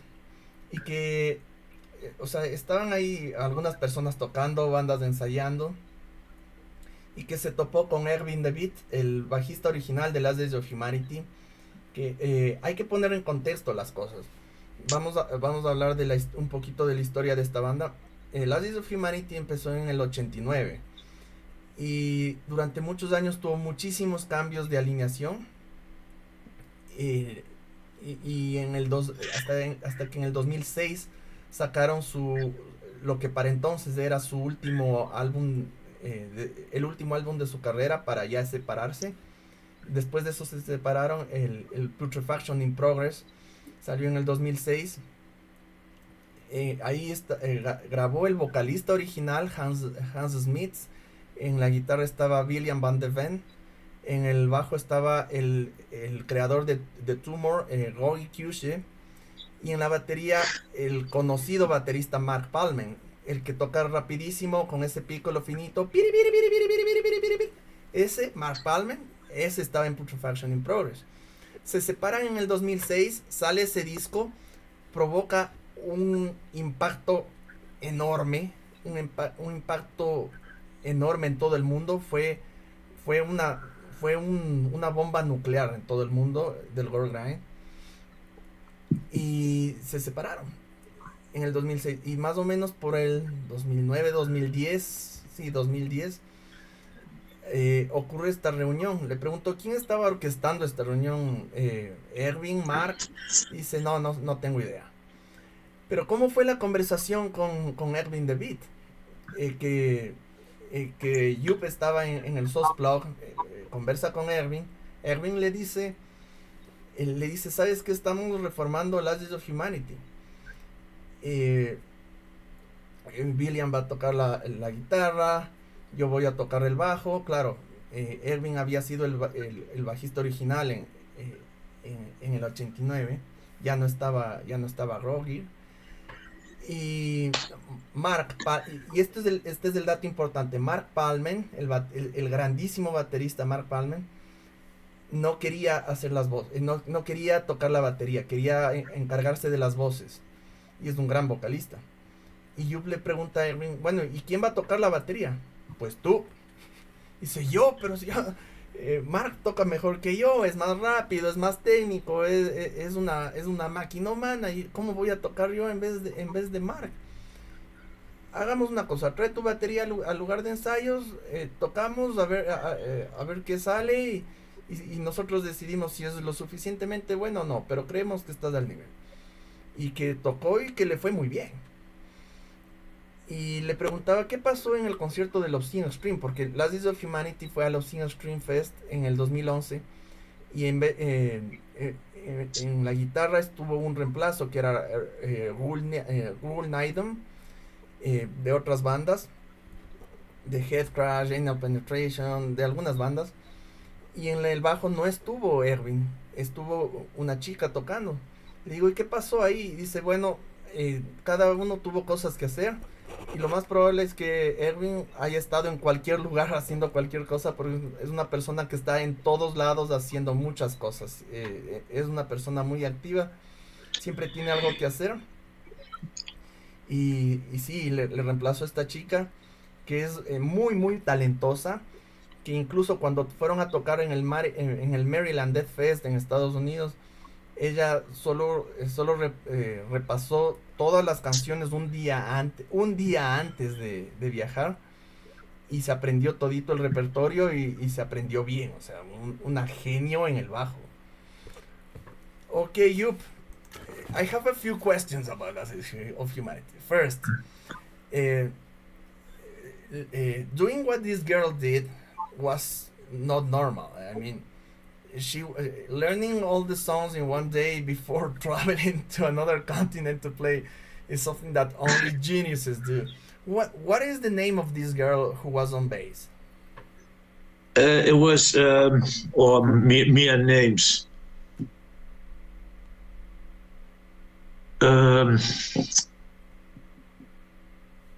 Was it Natalie? No. What's her name? Fuck, man. Okay. I'm really bad with names. Okay. There is a clip on YouTube from Maryland Death Fest, okay, and Mark is telling the audience, like, van, hey, we got a new bass player. This is blah blah blah. She learned the songs in one day, so give her a big hand. Oh wow. Okay. And well, now I want to ask you some stuff. Okay, first let's go to the technical part, because okay, I'm gonna tell a personal memory that I have first. In the year 2006, I was in contact with Mark. When Putrefaction in Progress came out, I received a package from him directly. I was one of the first people to receive that album. I was really amazed. But you know what happened? I had left my band, my old band El Muermo, and I was forming a new band called Oluparun. And I was very inspired by LDOH of Humanity when I was forming this solo band. And I was programming my drum machine with a similar sound. But when I heard Putrefaction in Progress, I decided to have a different sound, because the album was so great and I knew that this sound was going to be like a fingerprint of this band, and and the first second I heard the album, I pressed play and I heard the first few notes. I knew that the album was going to be too big, and many people in the world were going to imitate that, which actually happens. And a few months later, I decided to change my sound to a more traditional snare sound, because it was going to be too similar to Last Days of Humanity, and it was something too great and too big, and I wanted to respect that and have a different sound. Okay, that's my first approach. The second thing that I noticed was that, yes, Mark Palman was very distinguished with this high pitched snare that everybody loves, including me. But one of the things that I liked even more is when the band was reformed and I saw some live clips, you had a different sound. You had a more traditional sound, and I started realizing that maybe I like it even more. Okay. Okay. And I said, okay, Last Days of Humanity is as fast as it used to be, the same speed, with a heavier snare sound, and the vocals are equally good with Mark playing. It was great. Okay, so thank you. What was your approach? Who came up with the idea of playing with a more traditional snare and not keeping Mark's sound? Well, I play with a piccolo snare, like a really thin snare. So there's also a tag on it, just a small, but I had it is less pack. There's no resonating sound with like a big snare. A big snare that goes further away, the sound. This one's like pack, and I like that one. And I just have one snare that it's that one, and that's the one I used. Okay. And they're like, okay, sounds good enough for us. So but if you take all the release from Last Days, it's only Putrefaction in Progress that has the high pitched snare sound. Like the one before, the In Advanced Hemorrhaging Conditions, it's also a little bit high pitched, but not that high as Putrefaction. And the other ones, like the splits that they done, it's the sound of the snare is a little bit lower. A little bit. But also told Mark, like, you got to put the snare louder on your records, because double bass, everybody can do that. It's not that hard to keep the snare up on speed. That's hard, and that's what you need to hear. He was like, yeah. You're kind of, it's true. You're kind of right. Okay. So it was something. Yes, I know it's a piccolo. I've seen your videos. It's a piccolo, but it's not beep beep beep. It's pa pa. So it's more. It's a short attack. Short attack, but it's still you still feel the wire below. You still feel it. It's more. It's closer to normal, and it's. And also with Last Days, I played drums like. This could be if this is the last day on Earth, I'm gonna destroy everything and everybody around it. All right. And because the audience is expecting something, and I'm like, I'm not Mark. I'm not slow, but I'm not that fast. But I do my best. So I played my fucking ass off. Tried to be as fast as possible. And in Italy, with September to December. It was warm inside.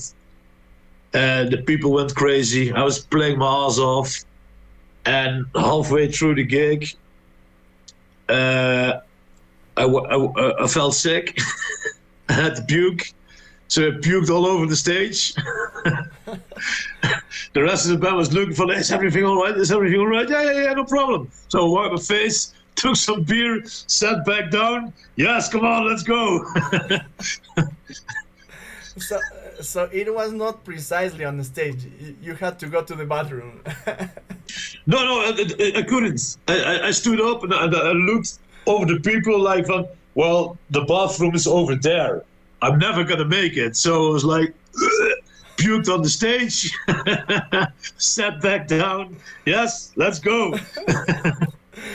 And is that the recording from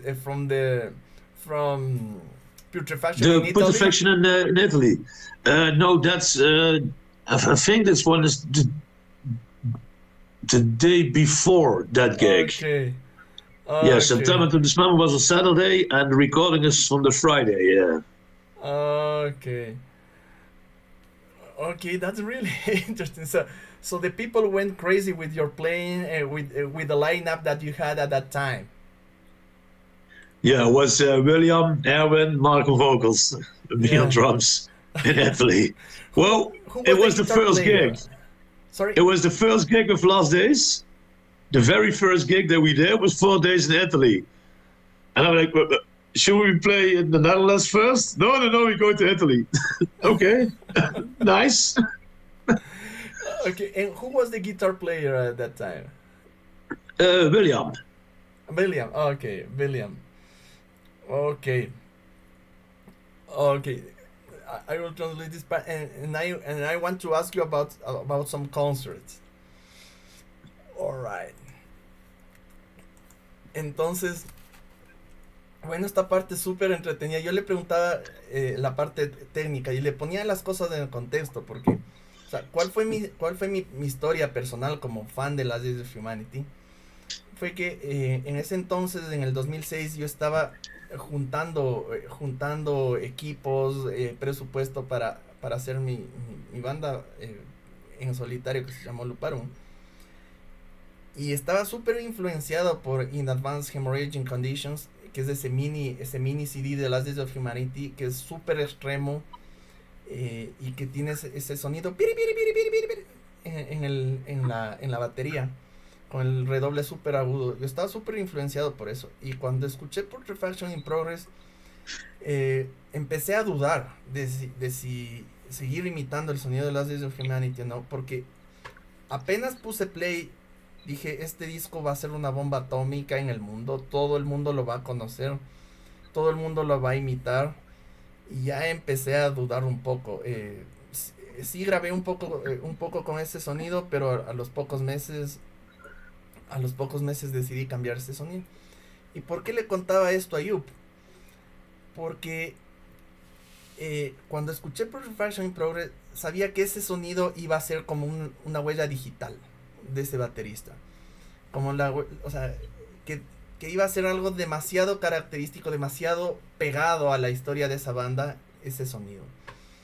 Entonces le digo, ya se separaron en el 2006, 4 años después se reúnen, te unes tú como baterista, pero le digo, tú tenías un sonido diferente. Sí, Joep dice, era un redoblante piccolo, un delgado que tenía bastante ataque, pero no tenía mucha resonancia, era solo ¡pa! Era bien seco, bastante agudo en comparación a los tradicionales grandotes, pero sonaba ¡pa! No era el pip, pip, pip, pip. Era diferente. Entonces yo le contaba a Joep que cuando vi los primeros videos de Last Days of Humanity en vivo, escuché ese sonido y me empezó a gustar más que el anterior. Sí, todo el mundo ama el Putrefaction in Progress, pero ese sonido me empezó a gustar más y me pareció muy especial.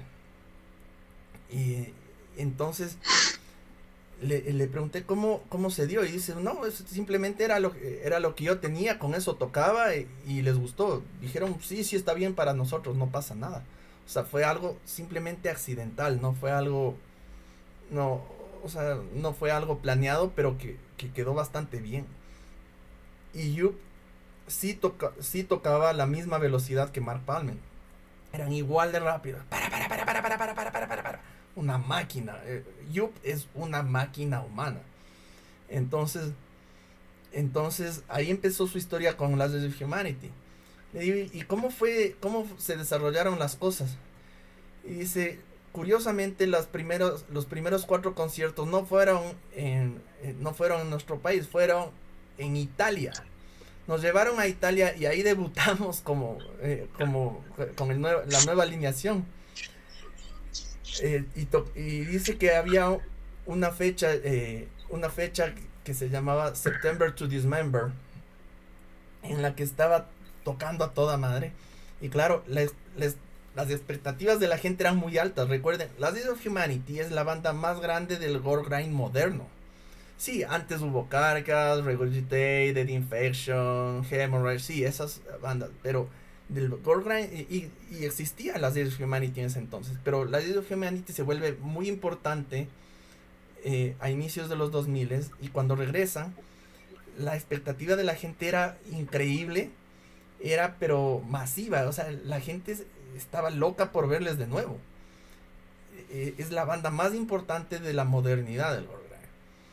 Y entonces Joep estaba súper tenso, además estaba un poco enfermo, y dice, la gente esperaba tanto que él tocó como que fueran realmente, como el nombre de la banda, los últimos días de la humanidad.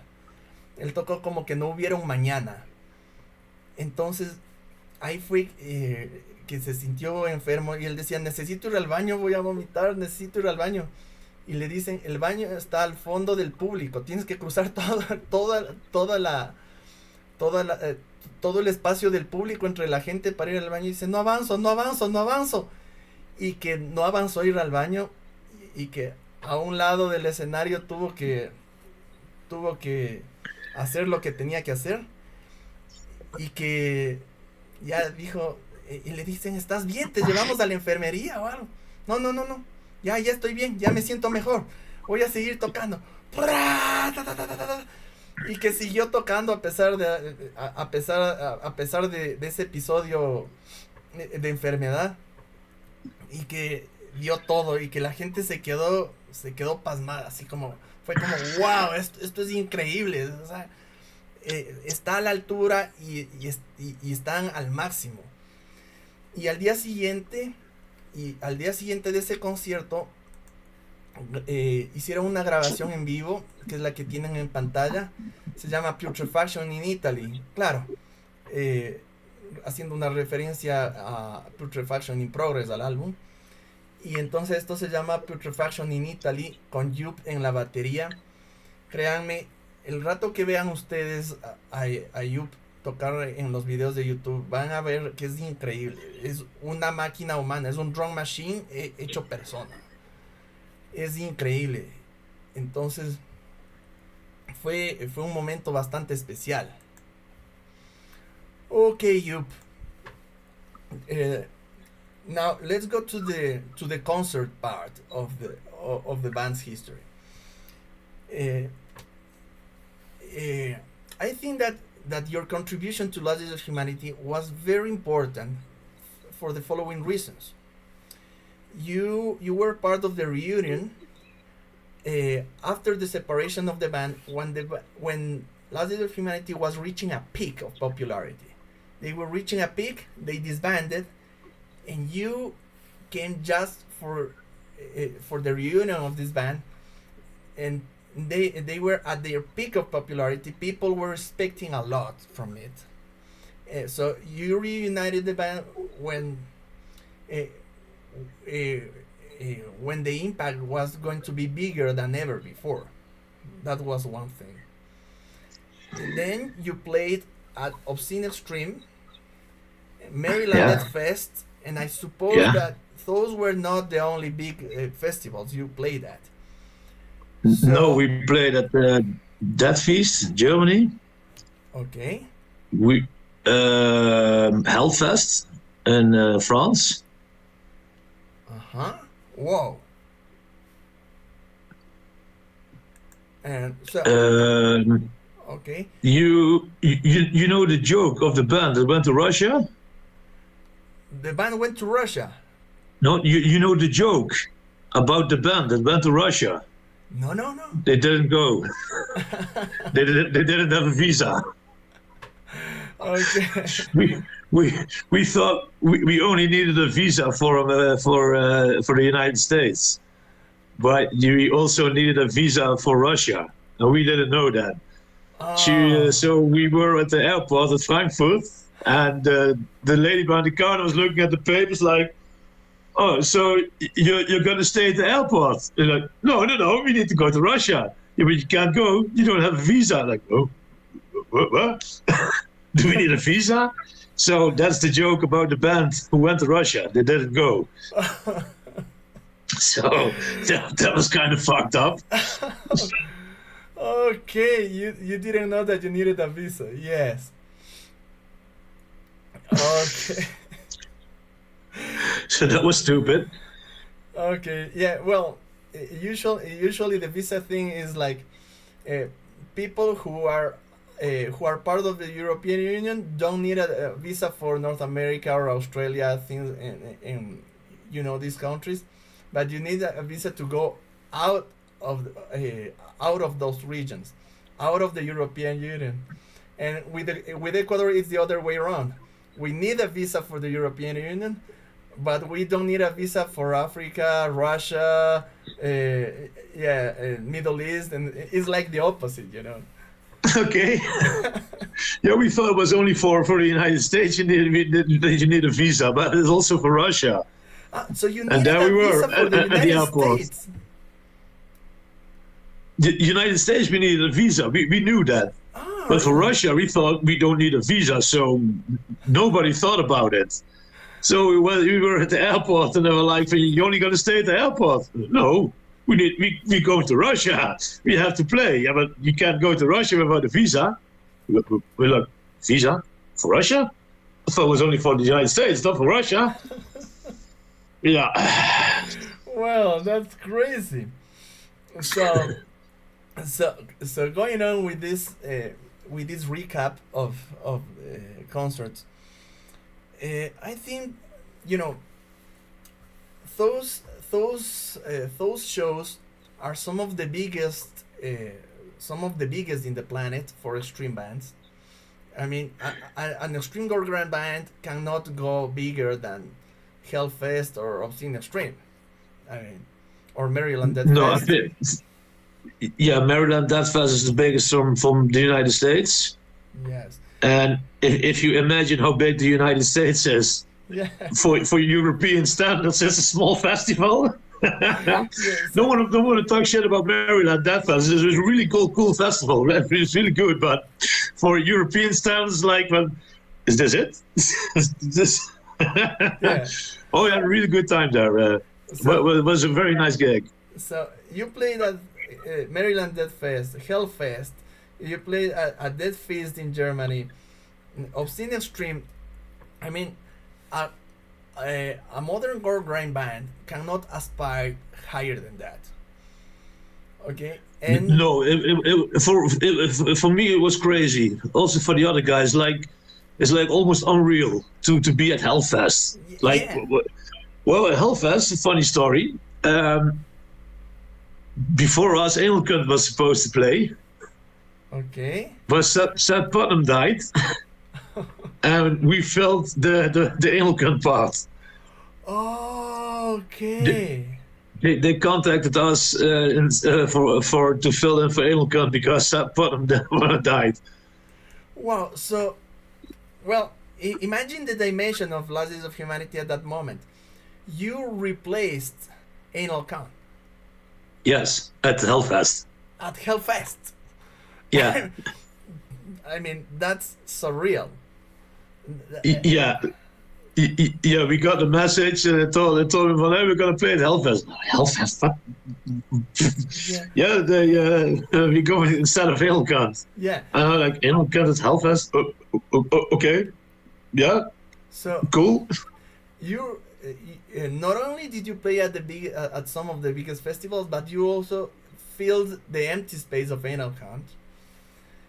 And it was with Last Days of Humanity, which in my opinion is the biggest modern gore grind band in the planet. Because yes, there is carcass, regurgitated infection, hemorrhage, something else, but in modern gore grind, Last Days of Humanity is like Shakira, the Shakira of gore grind. Yeah, I had some big shoes to fill when I started playing with those guys. So, and you actually achieved you completed your mission. You did what you had to do, and you did it in an extraordinary way. So, what is so after many years, when you look back, have you ever realized about the importance you had at that time, playing drums at the biggest modern gore grind band and playing at some of the biggest festivals for extreme bands in the world? It was horrifying. Horrifying. It was horrifying. I had to focus 100%. I didn't want to disappoint anybody, because if it was me on the other side, looking at Last Days with another drummer, I would be like, "Oh, you're not Mark? Show me what you got." Yes. I expect speed. I expect chaos. I expect madness. I expect Last Days of Humanity. Yeah. Not some mediocre drum. So I played my fucking ass off. All right. So yes, that's the way you were feeling at that moment. But now, that after many years, how do you feel when you look back?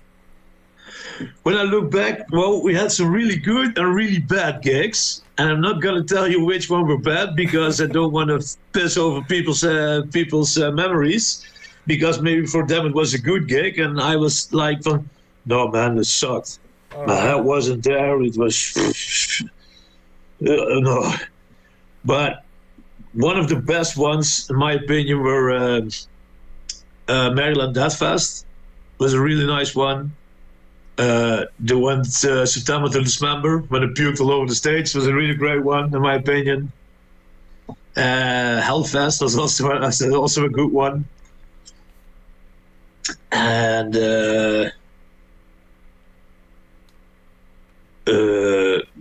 we did a few in Germany. Okay.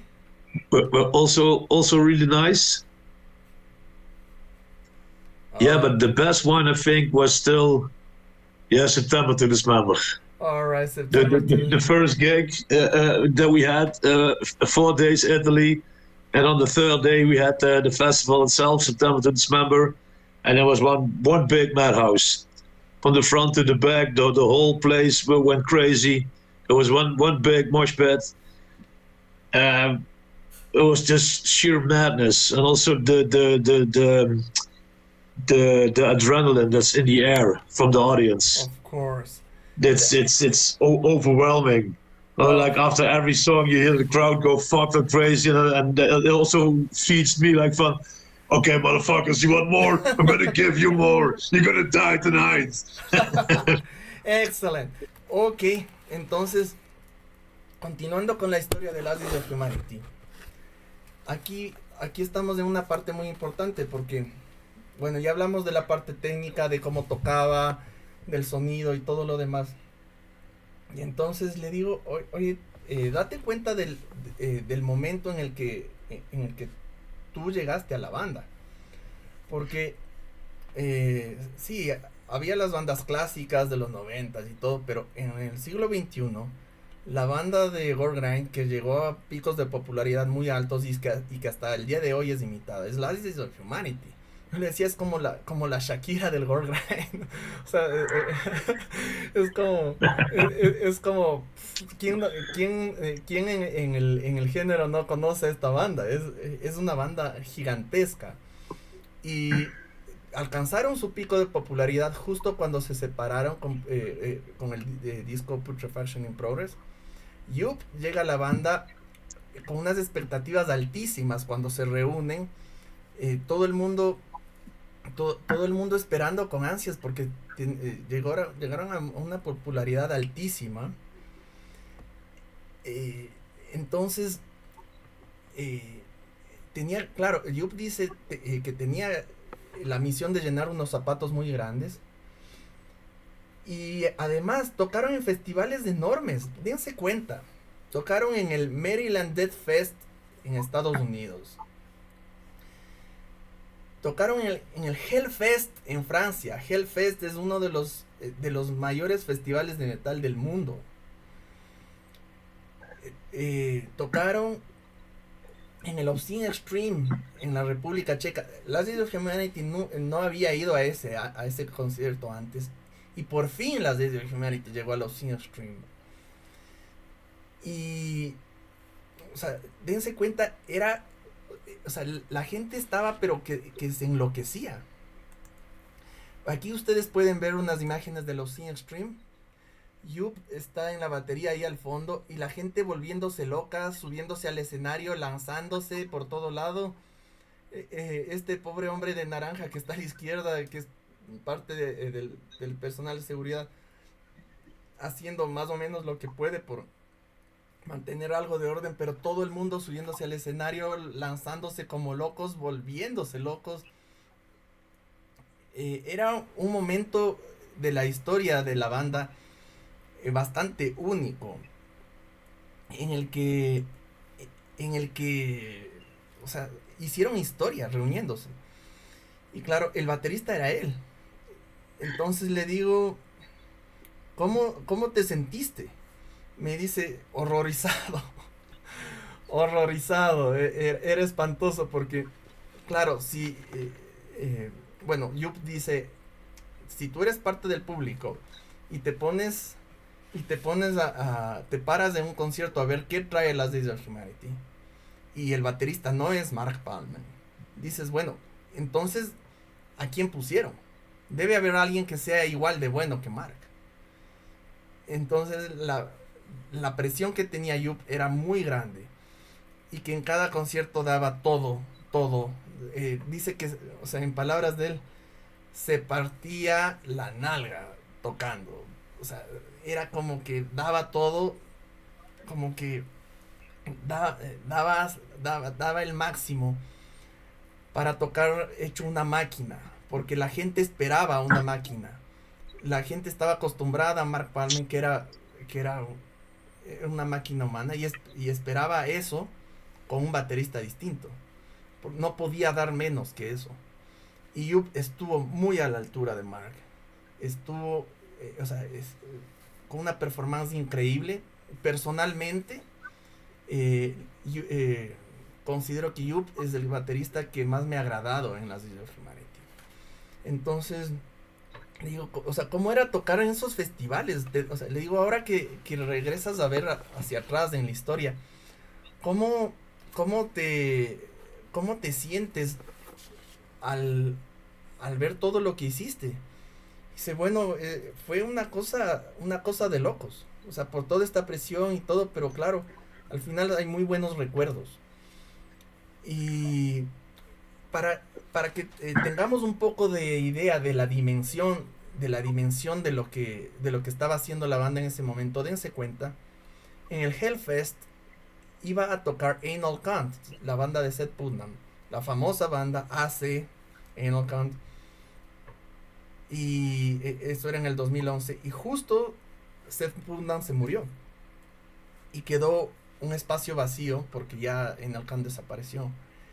No había una banda igual, pero los organizadores del Hellfest dijeron, oigan chicos, hay el puesto de Anal Kant disponible, queremos que ese puesto lo llene Last Days of Humanity.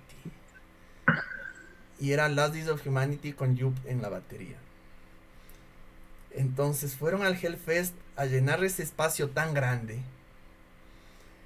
Tocaron en algunos conciertos en Alemania, en Estados Unidos, esto del Maryland Death Fest. Claro, dice que era muy diferente el ambiente estadounidense del europeo, pero que igual, o sea, les fue muy bien, salieron muy contentos. Y los recuerdos que él tiene son muy buenos, la mayoría, por ahí unos pocos recuerdos de algunos conciertos que considera que eran un poquito malitos, pero dice, no voy a decir cuáles, porque tal vez a los otros les pareció bien y a mí no tanto. Sí, bueno. Entonces, en general tiene más recuerdos buenos que malos, y los buenos son buenísimos. Fue un momento histórico.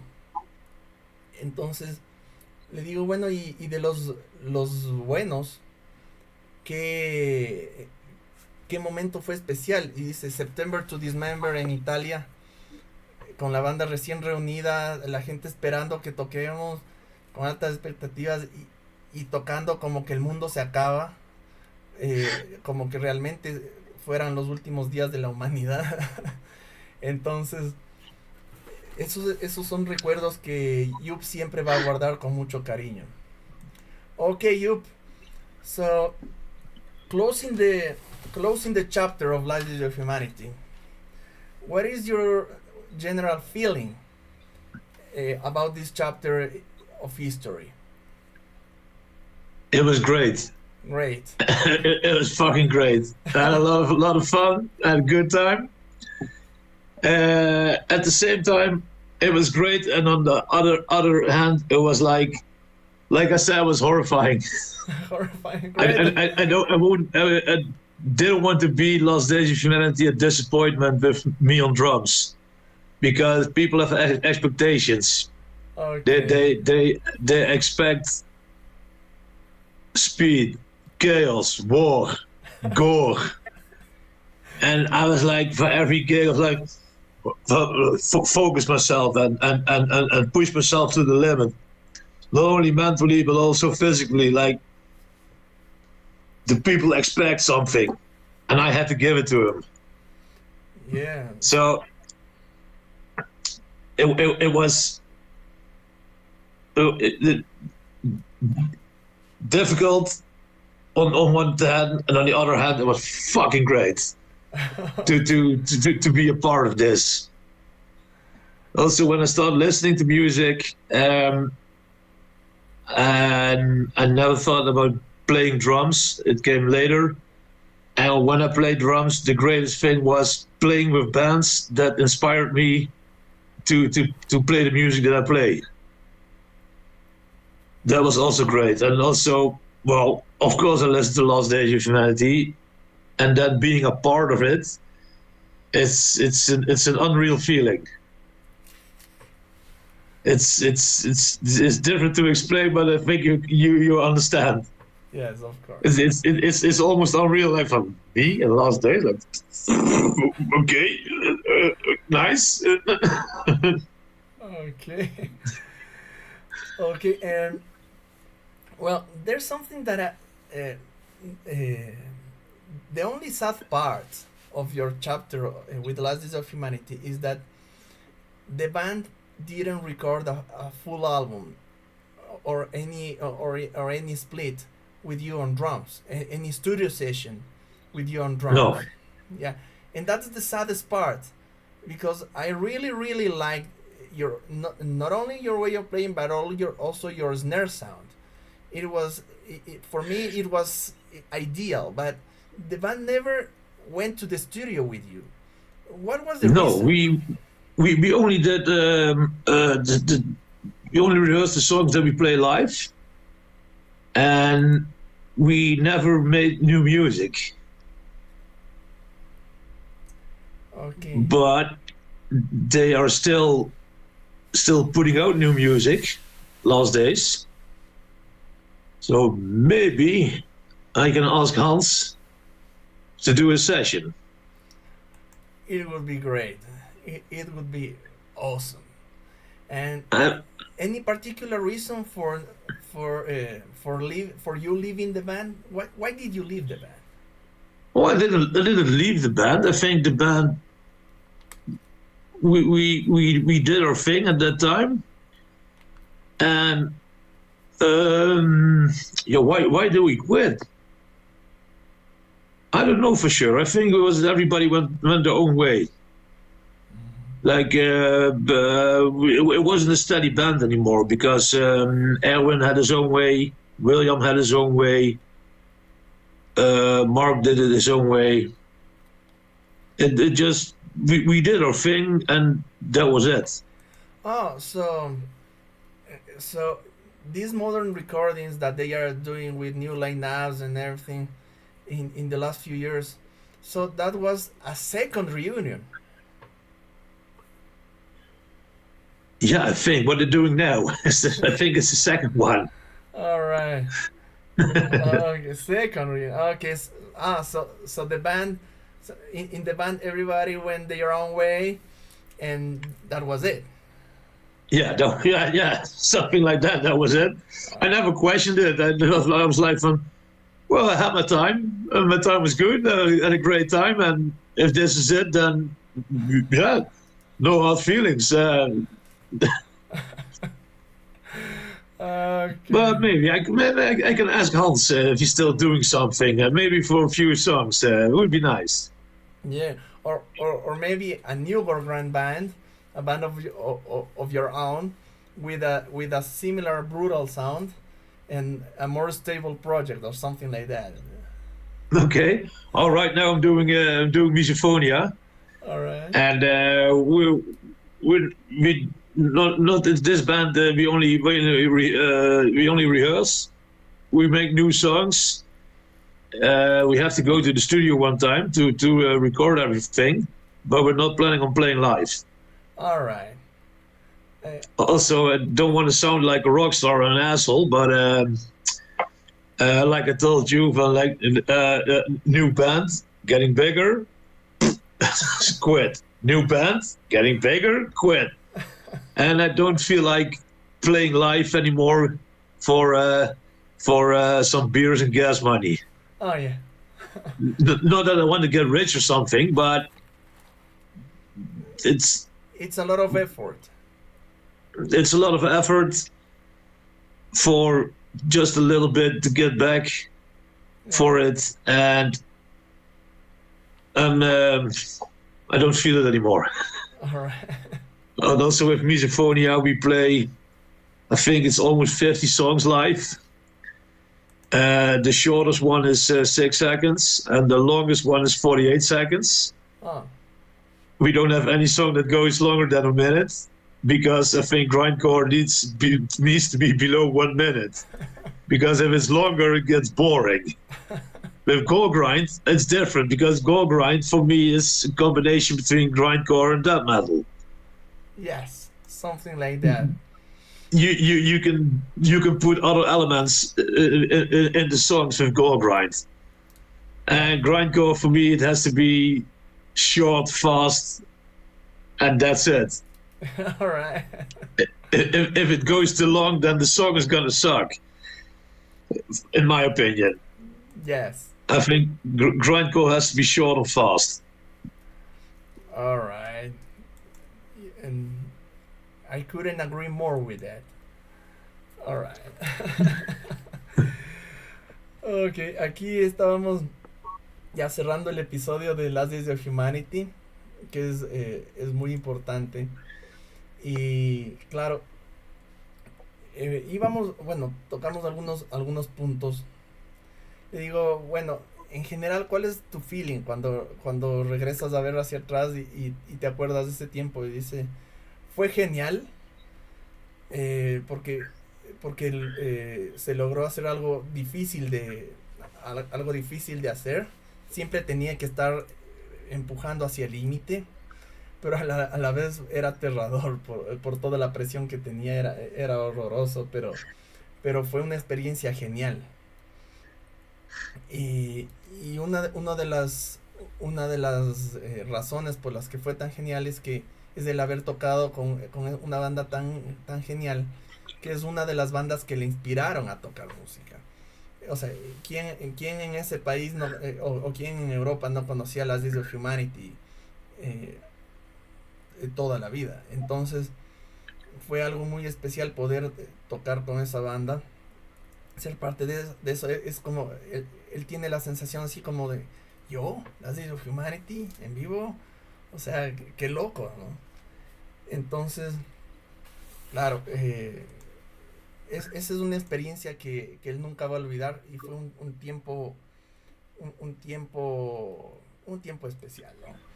Le digo, bueno, algo que a mí personalmente, a mí, Pablo, me parece triste, es que en esa época, con esa alineación tan genial, no haya habido una sesión de estudio, ni para un split, ni para un álbum completo, con Joep en la batería. Eh, Personalmente considero que era la mejor alineación de la banda y no hubo un álbum con esa alineación. Y digo, ¿qué pasó? Y dice, bueno, en realidad nos dedicamos a tocar en vivo canciones que ya existían, no estábamos componiendo y la banda nunca fue al estudio. Entonces eso fue lo que pasó.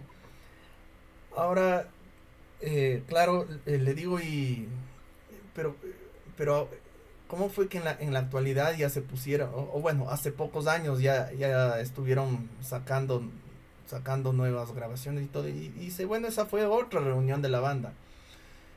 Porque, claro, yo le preguntaba a Joep, ¿por qué te saliste? Dice, no es que me salí, simplemente ya cada uno tenía cosas que hacer, eh, vidas personales que resolver, cosas que estaban en proceso y que ya cada uno tomó su camino. Entonces, estas otras grabaciones que son menos rápidas, pero con un gran sonido y son excelentes en su performance. Estas grabaciones más modernas ya tienen otra alineación y son como el resultado de otra reunión. Una reunión que sí ha tenido su impacto, ha dejado su huella, es de mucho respeto en la historia de la banda en los últimos 10 años, pero claro, no tuvo ese impacto de wow, se reunieron, vamos a ver qué va a pasar, porque aquí necesitamos algo increíble. Entonces, Joep, lo especial de Joep es que él tocó en ese momento tan esperado, en donde la gente decía, vamos a ver a la banda más caótica y horrorosa del mundo. Las of Humanity es caos, es guerra, es gore, es todo al extremo. Y él fue parte de eso. Y claro, dice, tal vez podría hablar con Hans para ver si se graba algo, hacer alguna cosa. Yo digo, o tal vez podrías hacer una banda con un sonido parecido, igual de brutal, pero que sea una banda más estable. Y dice, sí, podría ser, ¿por qué no? Pero en la actualidad está concentrado en MISOPHONIA. Si ustedes ven la imagen de Joep en pantalla, el logo de más arriba, superior, es el logo de MISOPHONIA, que es una banda de grind noise, y es el logo que hizo uno de los invitados que han estado antes en este programa, que es Steven Koster. Él hizo el logo de MISOPHONIA. Él tiene una grandísima habilidad. Y claro, es una banda de grind noise, o sea, grindcore con tendencias noise y canciones ultra cortas. Ninguna canción dura más de 1 minuto. Dice, cuando haces grindcore, tiene que ser por debajo de 1 minuto, o si no se vuelve aburrido. El gore grind es un poco diferente porque ya es más como una especie de mezcla entre el grindcore y el death metal. Sí, puede ser un poco más, incluso un poco más extremo, pero el sonido ya es un poco más death metalero. Entonces, no hace falta que sea tan corto. En cambio, el grindcore a secas o el grind noise a secas es algo que va directo al grano y está ahí para darte un impacto así, ¡pah!, de una. Entonces, MISOPHONIA es una banda con la que está trabajando actualmente. Ok. Joep. Before we continue talking about MISOPHONIA, which is your current band, Yes. I want to ask you about Paralyzed Society. Paralyzed Society. Yes. I did it with Roel Nedam. Roel Nedam. Uh-huh. I was at his place. So we was for recording a Warsaw cover for the tribute to Warsaw. Oh yes. So we recorded that song in his living room. We did the Warsaw cover, and then we were like, well, we can do some more songs.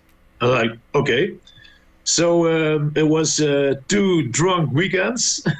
We played in his living room, he on the guitar and me on the drums. And we did some songs for Paralyzed Society. Paralyzed Society was a project also for Roel with, I think, the guys from Matka Teresa. And after the Warsaw, the Warsaw song that we did some more songs, and that was the split with Abrupt. And it was in the time that Misophonia was dead, not buried, but dead. And for me, it was a nice opportunity to still make some music. And I think the Paralyzed Society songs were really nice. I still listen to them. I like them a lot. Okay, so let's see if I get it. You had started with Misophonia.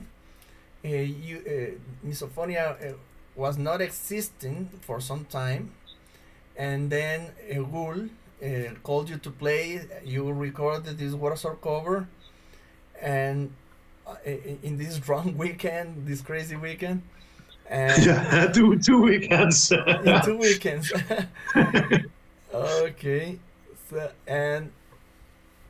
and there was a guy who joined this band that you were creating, a guy from Matka Teresa. Yeah, he did the vocals afterwards. Okay. It was just Roel and me in his living room, rehearsing and playing the songs. And after rehearsing one song, just pushed record. We did the song and then went to the next. And he did the vocals afterwards, and playing the bass and mixing everything. It was all that Roel did. I only played the drums. And I can say I'm pretty proud of that recording. Okay. Because for me, it's the first recording that I really like. Because the Rise Above Oppression from Shapes of Misery, I don't like the sound of it. I like the music, but I don't like the sound. It's too thin. It's not brutal enough. It's not noisy enough. It could be way better, but yeah, it is what it is. Okay. So you recorded this Warsaw cover, but you also had this I think you sent me the cover of a whole release. Did you have an entire album by Paralyzed Society? No, it's only a split. Ah, it's a split. Okay. It's a split with Abrupt, if I remember it well. Okay. Okay, it's a split. Okay, Yes, so, just 7/8. Yeah. but it's something that you really liked because of the sound. Yeah, that's the first release of me on it. That I'm like from This is what I like. This is how it's supposed to sound. All right. I still have to listen to it. Maybe you can send me a link or something. But I suppose it's very thick and savage. Yeah. I will send you the YouTube link after this. Yeah, I will be more than happy to hear it. All right. I'll also send you the link from the promo for Misophonia and the gig we did in Arnhem with Misophonia. Oh, okay. And afterwards, the guy came to us and told us, this is the last time you played at my festival because you're too loud. And we were like, thanks for the compliment, dude. Too loud. Okay, nice. Too loud. Thank you. All right. Let's see. Okay. Aquí estábamos comentando ya cómo fue la vida después de las Days of Humanity. Y claro, él fundó la banda MISOPHONIA justo después de las Days of Humanity. Pero MISOPHONIA no estaba activo, estaba muerto durante un tiempo. Y dice que un día, un par de fines de semana que se reunió con Gull Maidon, el guitarrista de esta conocida banda Anal Penetration, que bueno, muchos que entienden todo esto de gore grind, gore noise la conocen. Entonces se reunió con él y claro, hizo estos covers este cover de Warsaw y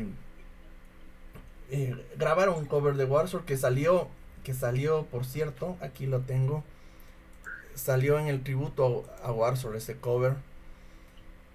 Y después se les unió el vocalista de la banda Matka Teresa y hicieron una grabación que salió en un split, que ahí lo tienen en pantalla, Paralyzed Society es la banda.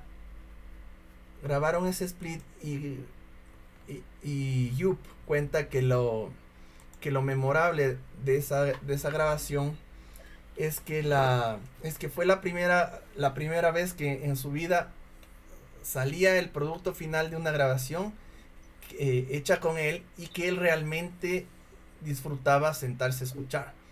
Que siempre en otras bandas había disfrutado, le había gustado, pero que nunca había salido tal como a él hubiera gustado.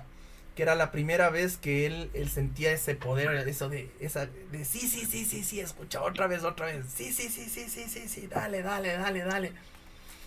Que incluso con Shapes of Misery no pasó eso, porque con Shapes of Misery la música le gustaba mucho, el sonido que tenían en vivo era monstruoso, pero en la grabación sobre todo del disco Rise Above Oppression, en la grabación que hicieron, el sonido era bastante delgado, no era lo suficientemente monstruoso como Joep hubiera querido.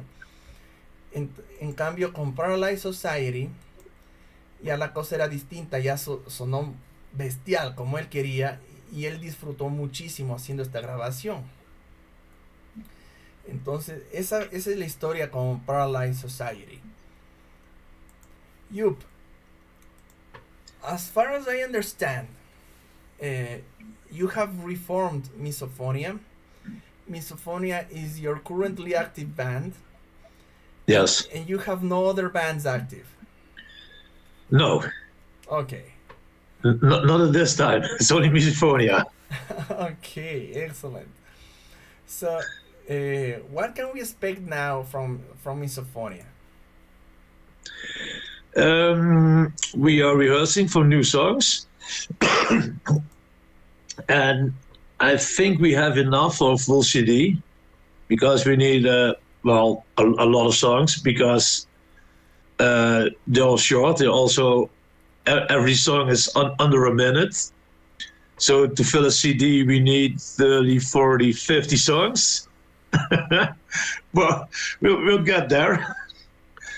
We record everything at the rehearsal room on a phone, and then we put it in on WhatsApp, just on the band app. So we have to see how many songs do we have, and then we have to start the progress of rehearsing the songs. So when we go to the studio, we don't have to look at the phone like, how did the song went? What was the riff? What did I play? So we have to memorize it, and then I hope we're gonna do it at Roel Nijdam's studio. So when we're gonna record all the stuff, I'm pretty sure that it will be a devastating record. Okay, a devastating record. Okay. So that's the plan for MISOPHONIA. Okay, excellent plan, I must say. Yeah. Okay, bueno. ya cerrando la vida musical de Joep, yo le estaba preguntando, a ver si es que entiendo bien cómo son las cosas. Con Misophonia está tocando actualmente porque la reformó años después de Paralyzed Society. Reformó Misophonia, es la única banda con la que está activo. Por cierto, hace unos minutos él también comentaba que para que no le pase eso de que la banda sube y se cae, Misophonia es más estable y, y simplemente es una banda de estudio por lo general. Entonces es una banda con la que se toma las cosas con calma, es una banda con la que las cosas se dan de forma tranquila y le digo, bueno, ¿y qué podemos esperar de Misophonia? Y dice, bueno, que están ensayando para completar un montón de canciones porque claro, es grind noise, es decir, eh, hay muy poca estructura o es grindcore con canciones muy cortas, cada canción muy por debajo del minuto. Entonces llenar un CD completo significa que van a necesitar por lo menos 50 canciones. 50 canciones y que todas se las tiene que aprender bien para no estar viendo dónde tocó bien, dónde tocó mal el rato de la grabación. Entonces que se están aprendiendo, que toma bastante tiempo, pero que sí, eventualmente llegarán allá. Ese sí, algún día vamos a llegar. Y van a grabar en el estudio de Ghoul, el guitarrista de Paralyzed Society. Entonces, están tomando las cosas con calma, pero que se puede esperar grandes cosas que ven en el futuro. Ok, Ghoul. Now, on the final section of every interview, I always ask trivia facts, and I left the sauce block topic for this part because it's a legendary club. On the sign from the video that you showed me, it says since 1968. Yes. Yes, it's a legendary rehearsal room. You were telling me that the rehearsals are on stage. I suppose that there are some live shows there as well. And Yes. many Dutch bands from North Brabant have played, rehearsed, and recorded stuff at the Sauce Block. Yes, true. So, what can you tell me about this place and your personal memories in it? Well, Sauce Block, I started to rehearse there with Shapes of Misery because Geert and Glenn lived a village next to Volkel, where Sauce Block is. We went to rehearse in Sauce Block, but before I went to rehearse there, I saw a lot of bands because Bart and Hans, both vocalists from Last Days, had invited some really great bands. I saw Rod live from Brazil at the Block. My Mind's Mine from the Netherlands, also a great band. What bands more? Too many to mention. We also play with Shapes of Misery, with My Mind's Mine, Crush, Sylvester Stalin. More so, I saw so many grindcore bands there. It's too much. Before my time, they had Marduk and Immortal when I was small. They had They had them there years ago. It's really years ago. Sorry, what did you say that happened there?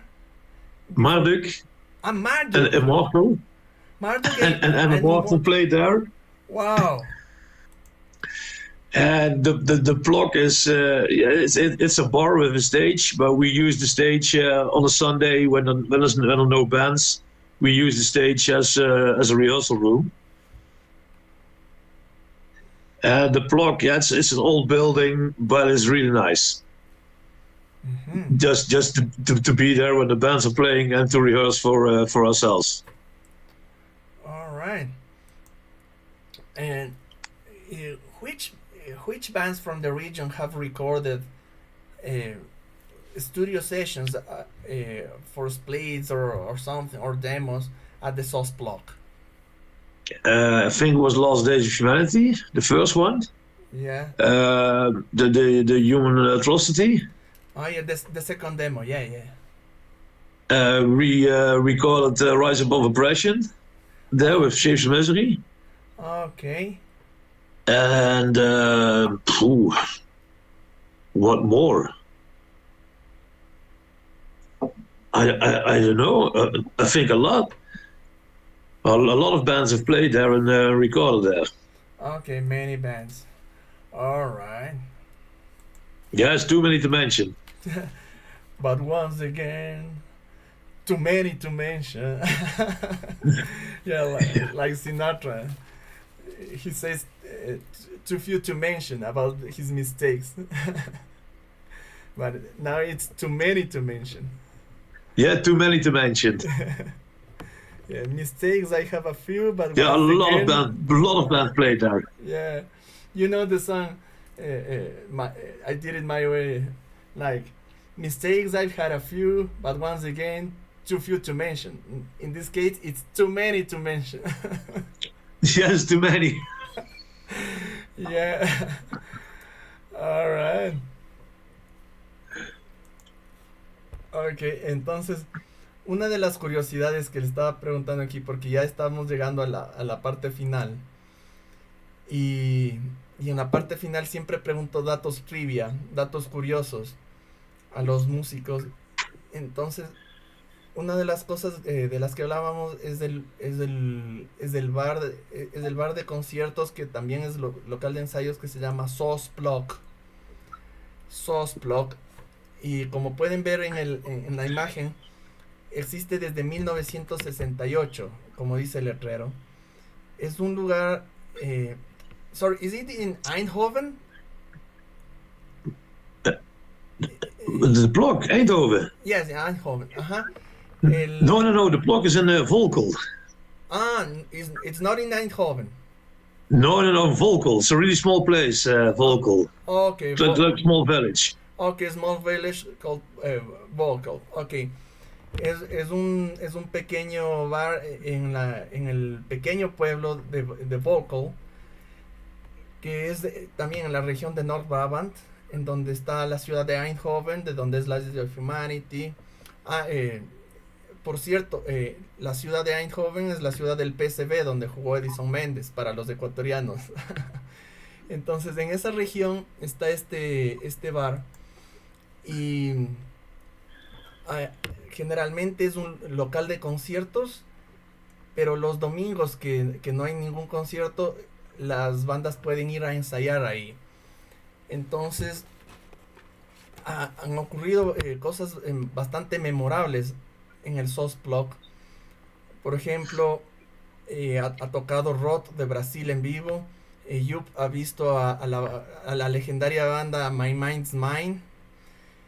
Incluso han tocado bandas de black metal como Marduk o Immortal.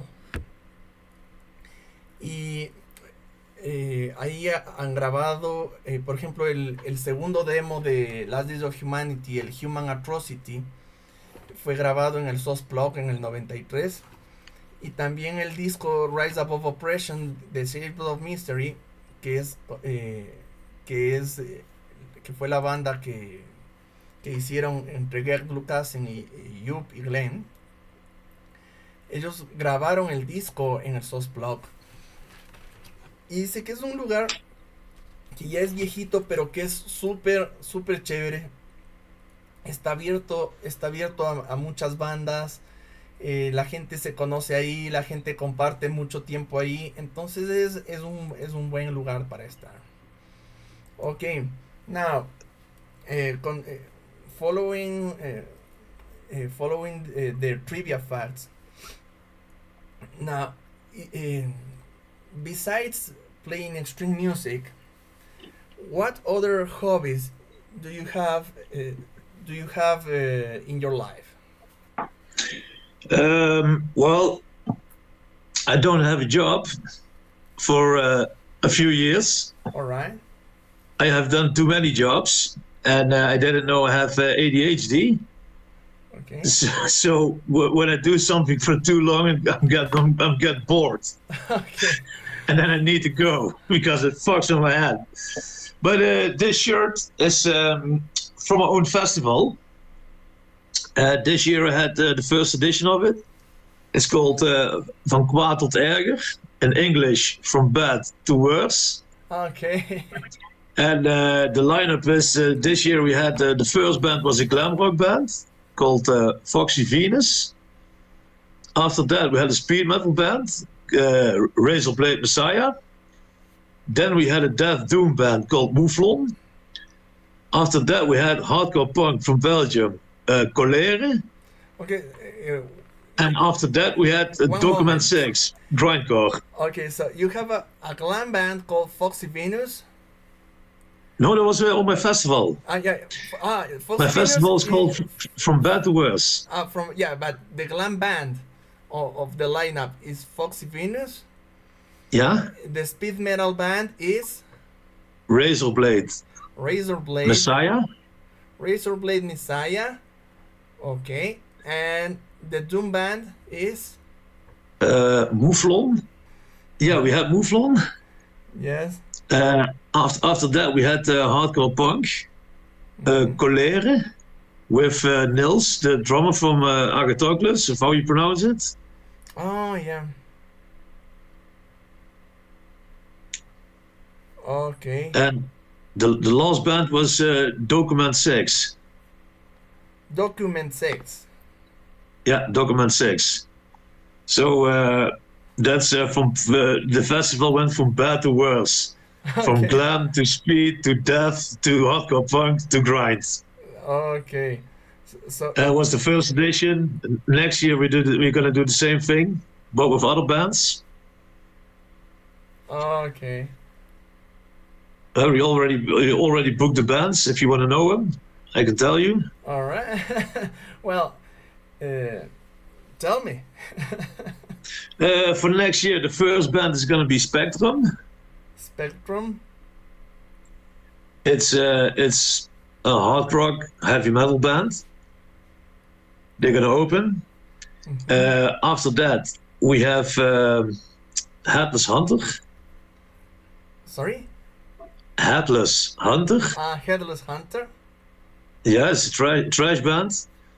After that, we have death metal, Massive Assault. Massive Assault. Yes. Okay. After that, we are gonna have a punk band, a local punk band called The Stoeptegels. Okay. In English, it's called the Pavement Tiles. Okay.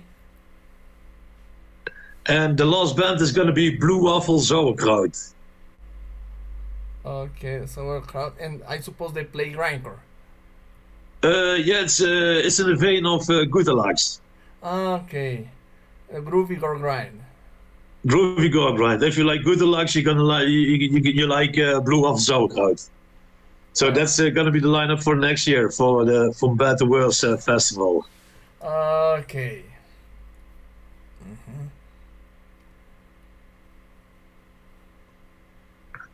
Okay. Yeah, that's what I try to book some more bands in my local bar called Muziekcafé, the Music Cafe.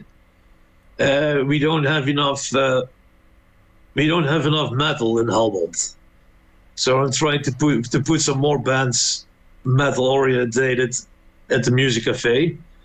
We also have a bigger concert hall. This Friday, Gorgrot is going to play. Mm-hmm. We had some bigger bands there, like Christian played, Nile, Wow. but those bands are too big to put in a bar, and too expensive. It's a small bar for small bands.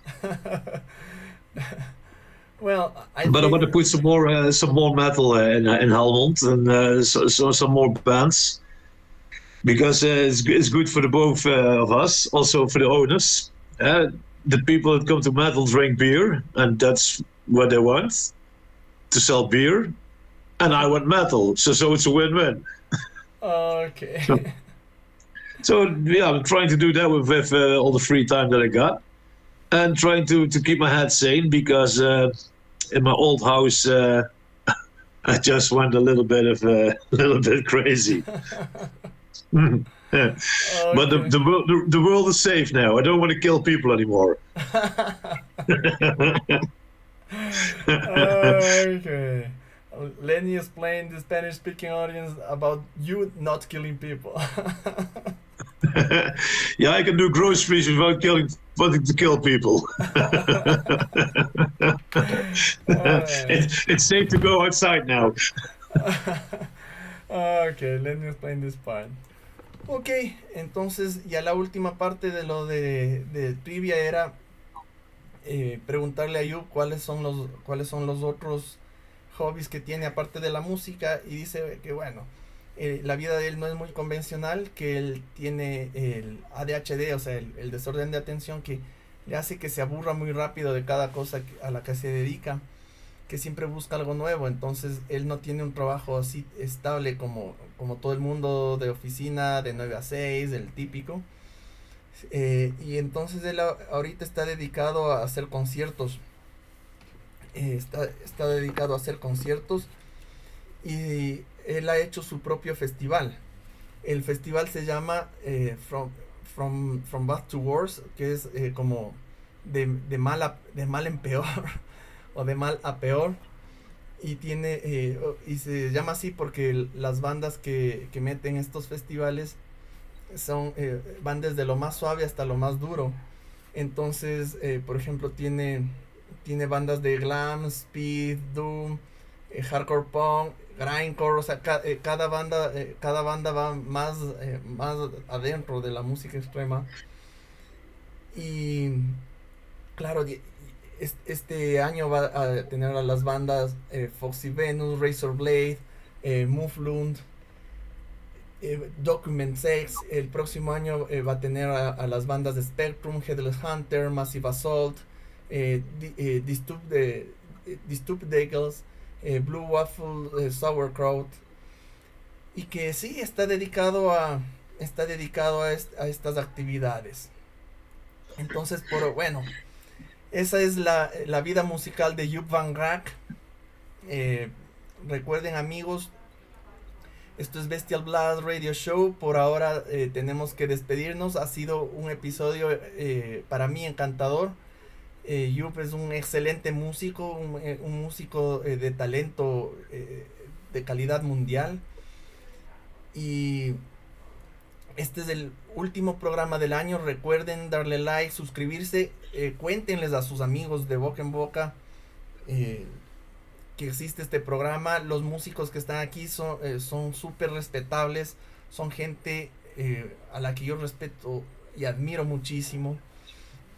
Así que hasta el próximo año, amigos. Nos vemos en enero. Este fue Joep Van Raak. Yo soy Pablo Barrera. Esto es Bestial Blast Radio Show. Okay, Joep. Say bye-bye to the audience. If there's anything you want to say, you are free to do it. I have one thing to say to all you Spanish speakers. All right. It's ocho, ocho, ocho. Me pica el chocho.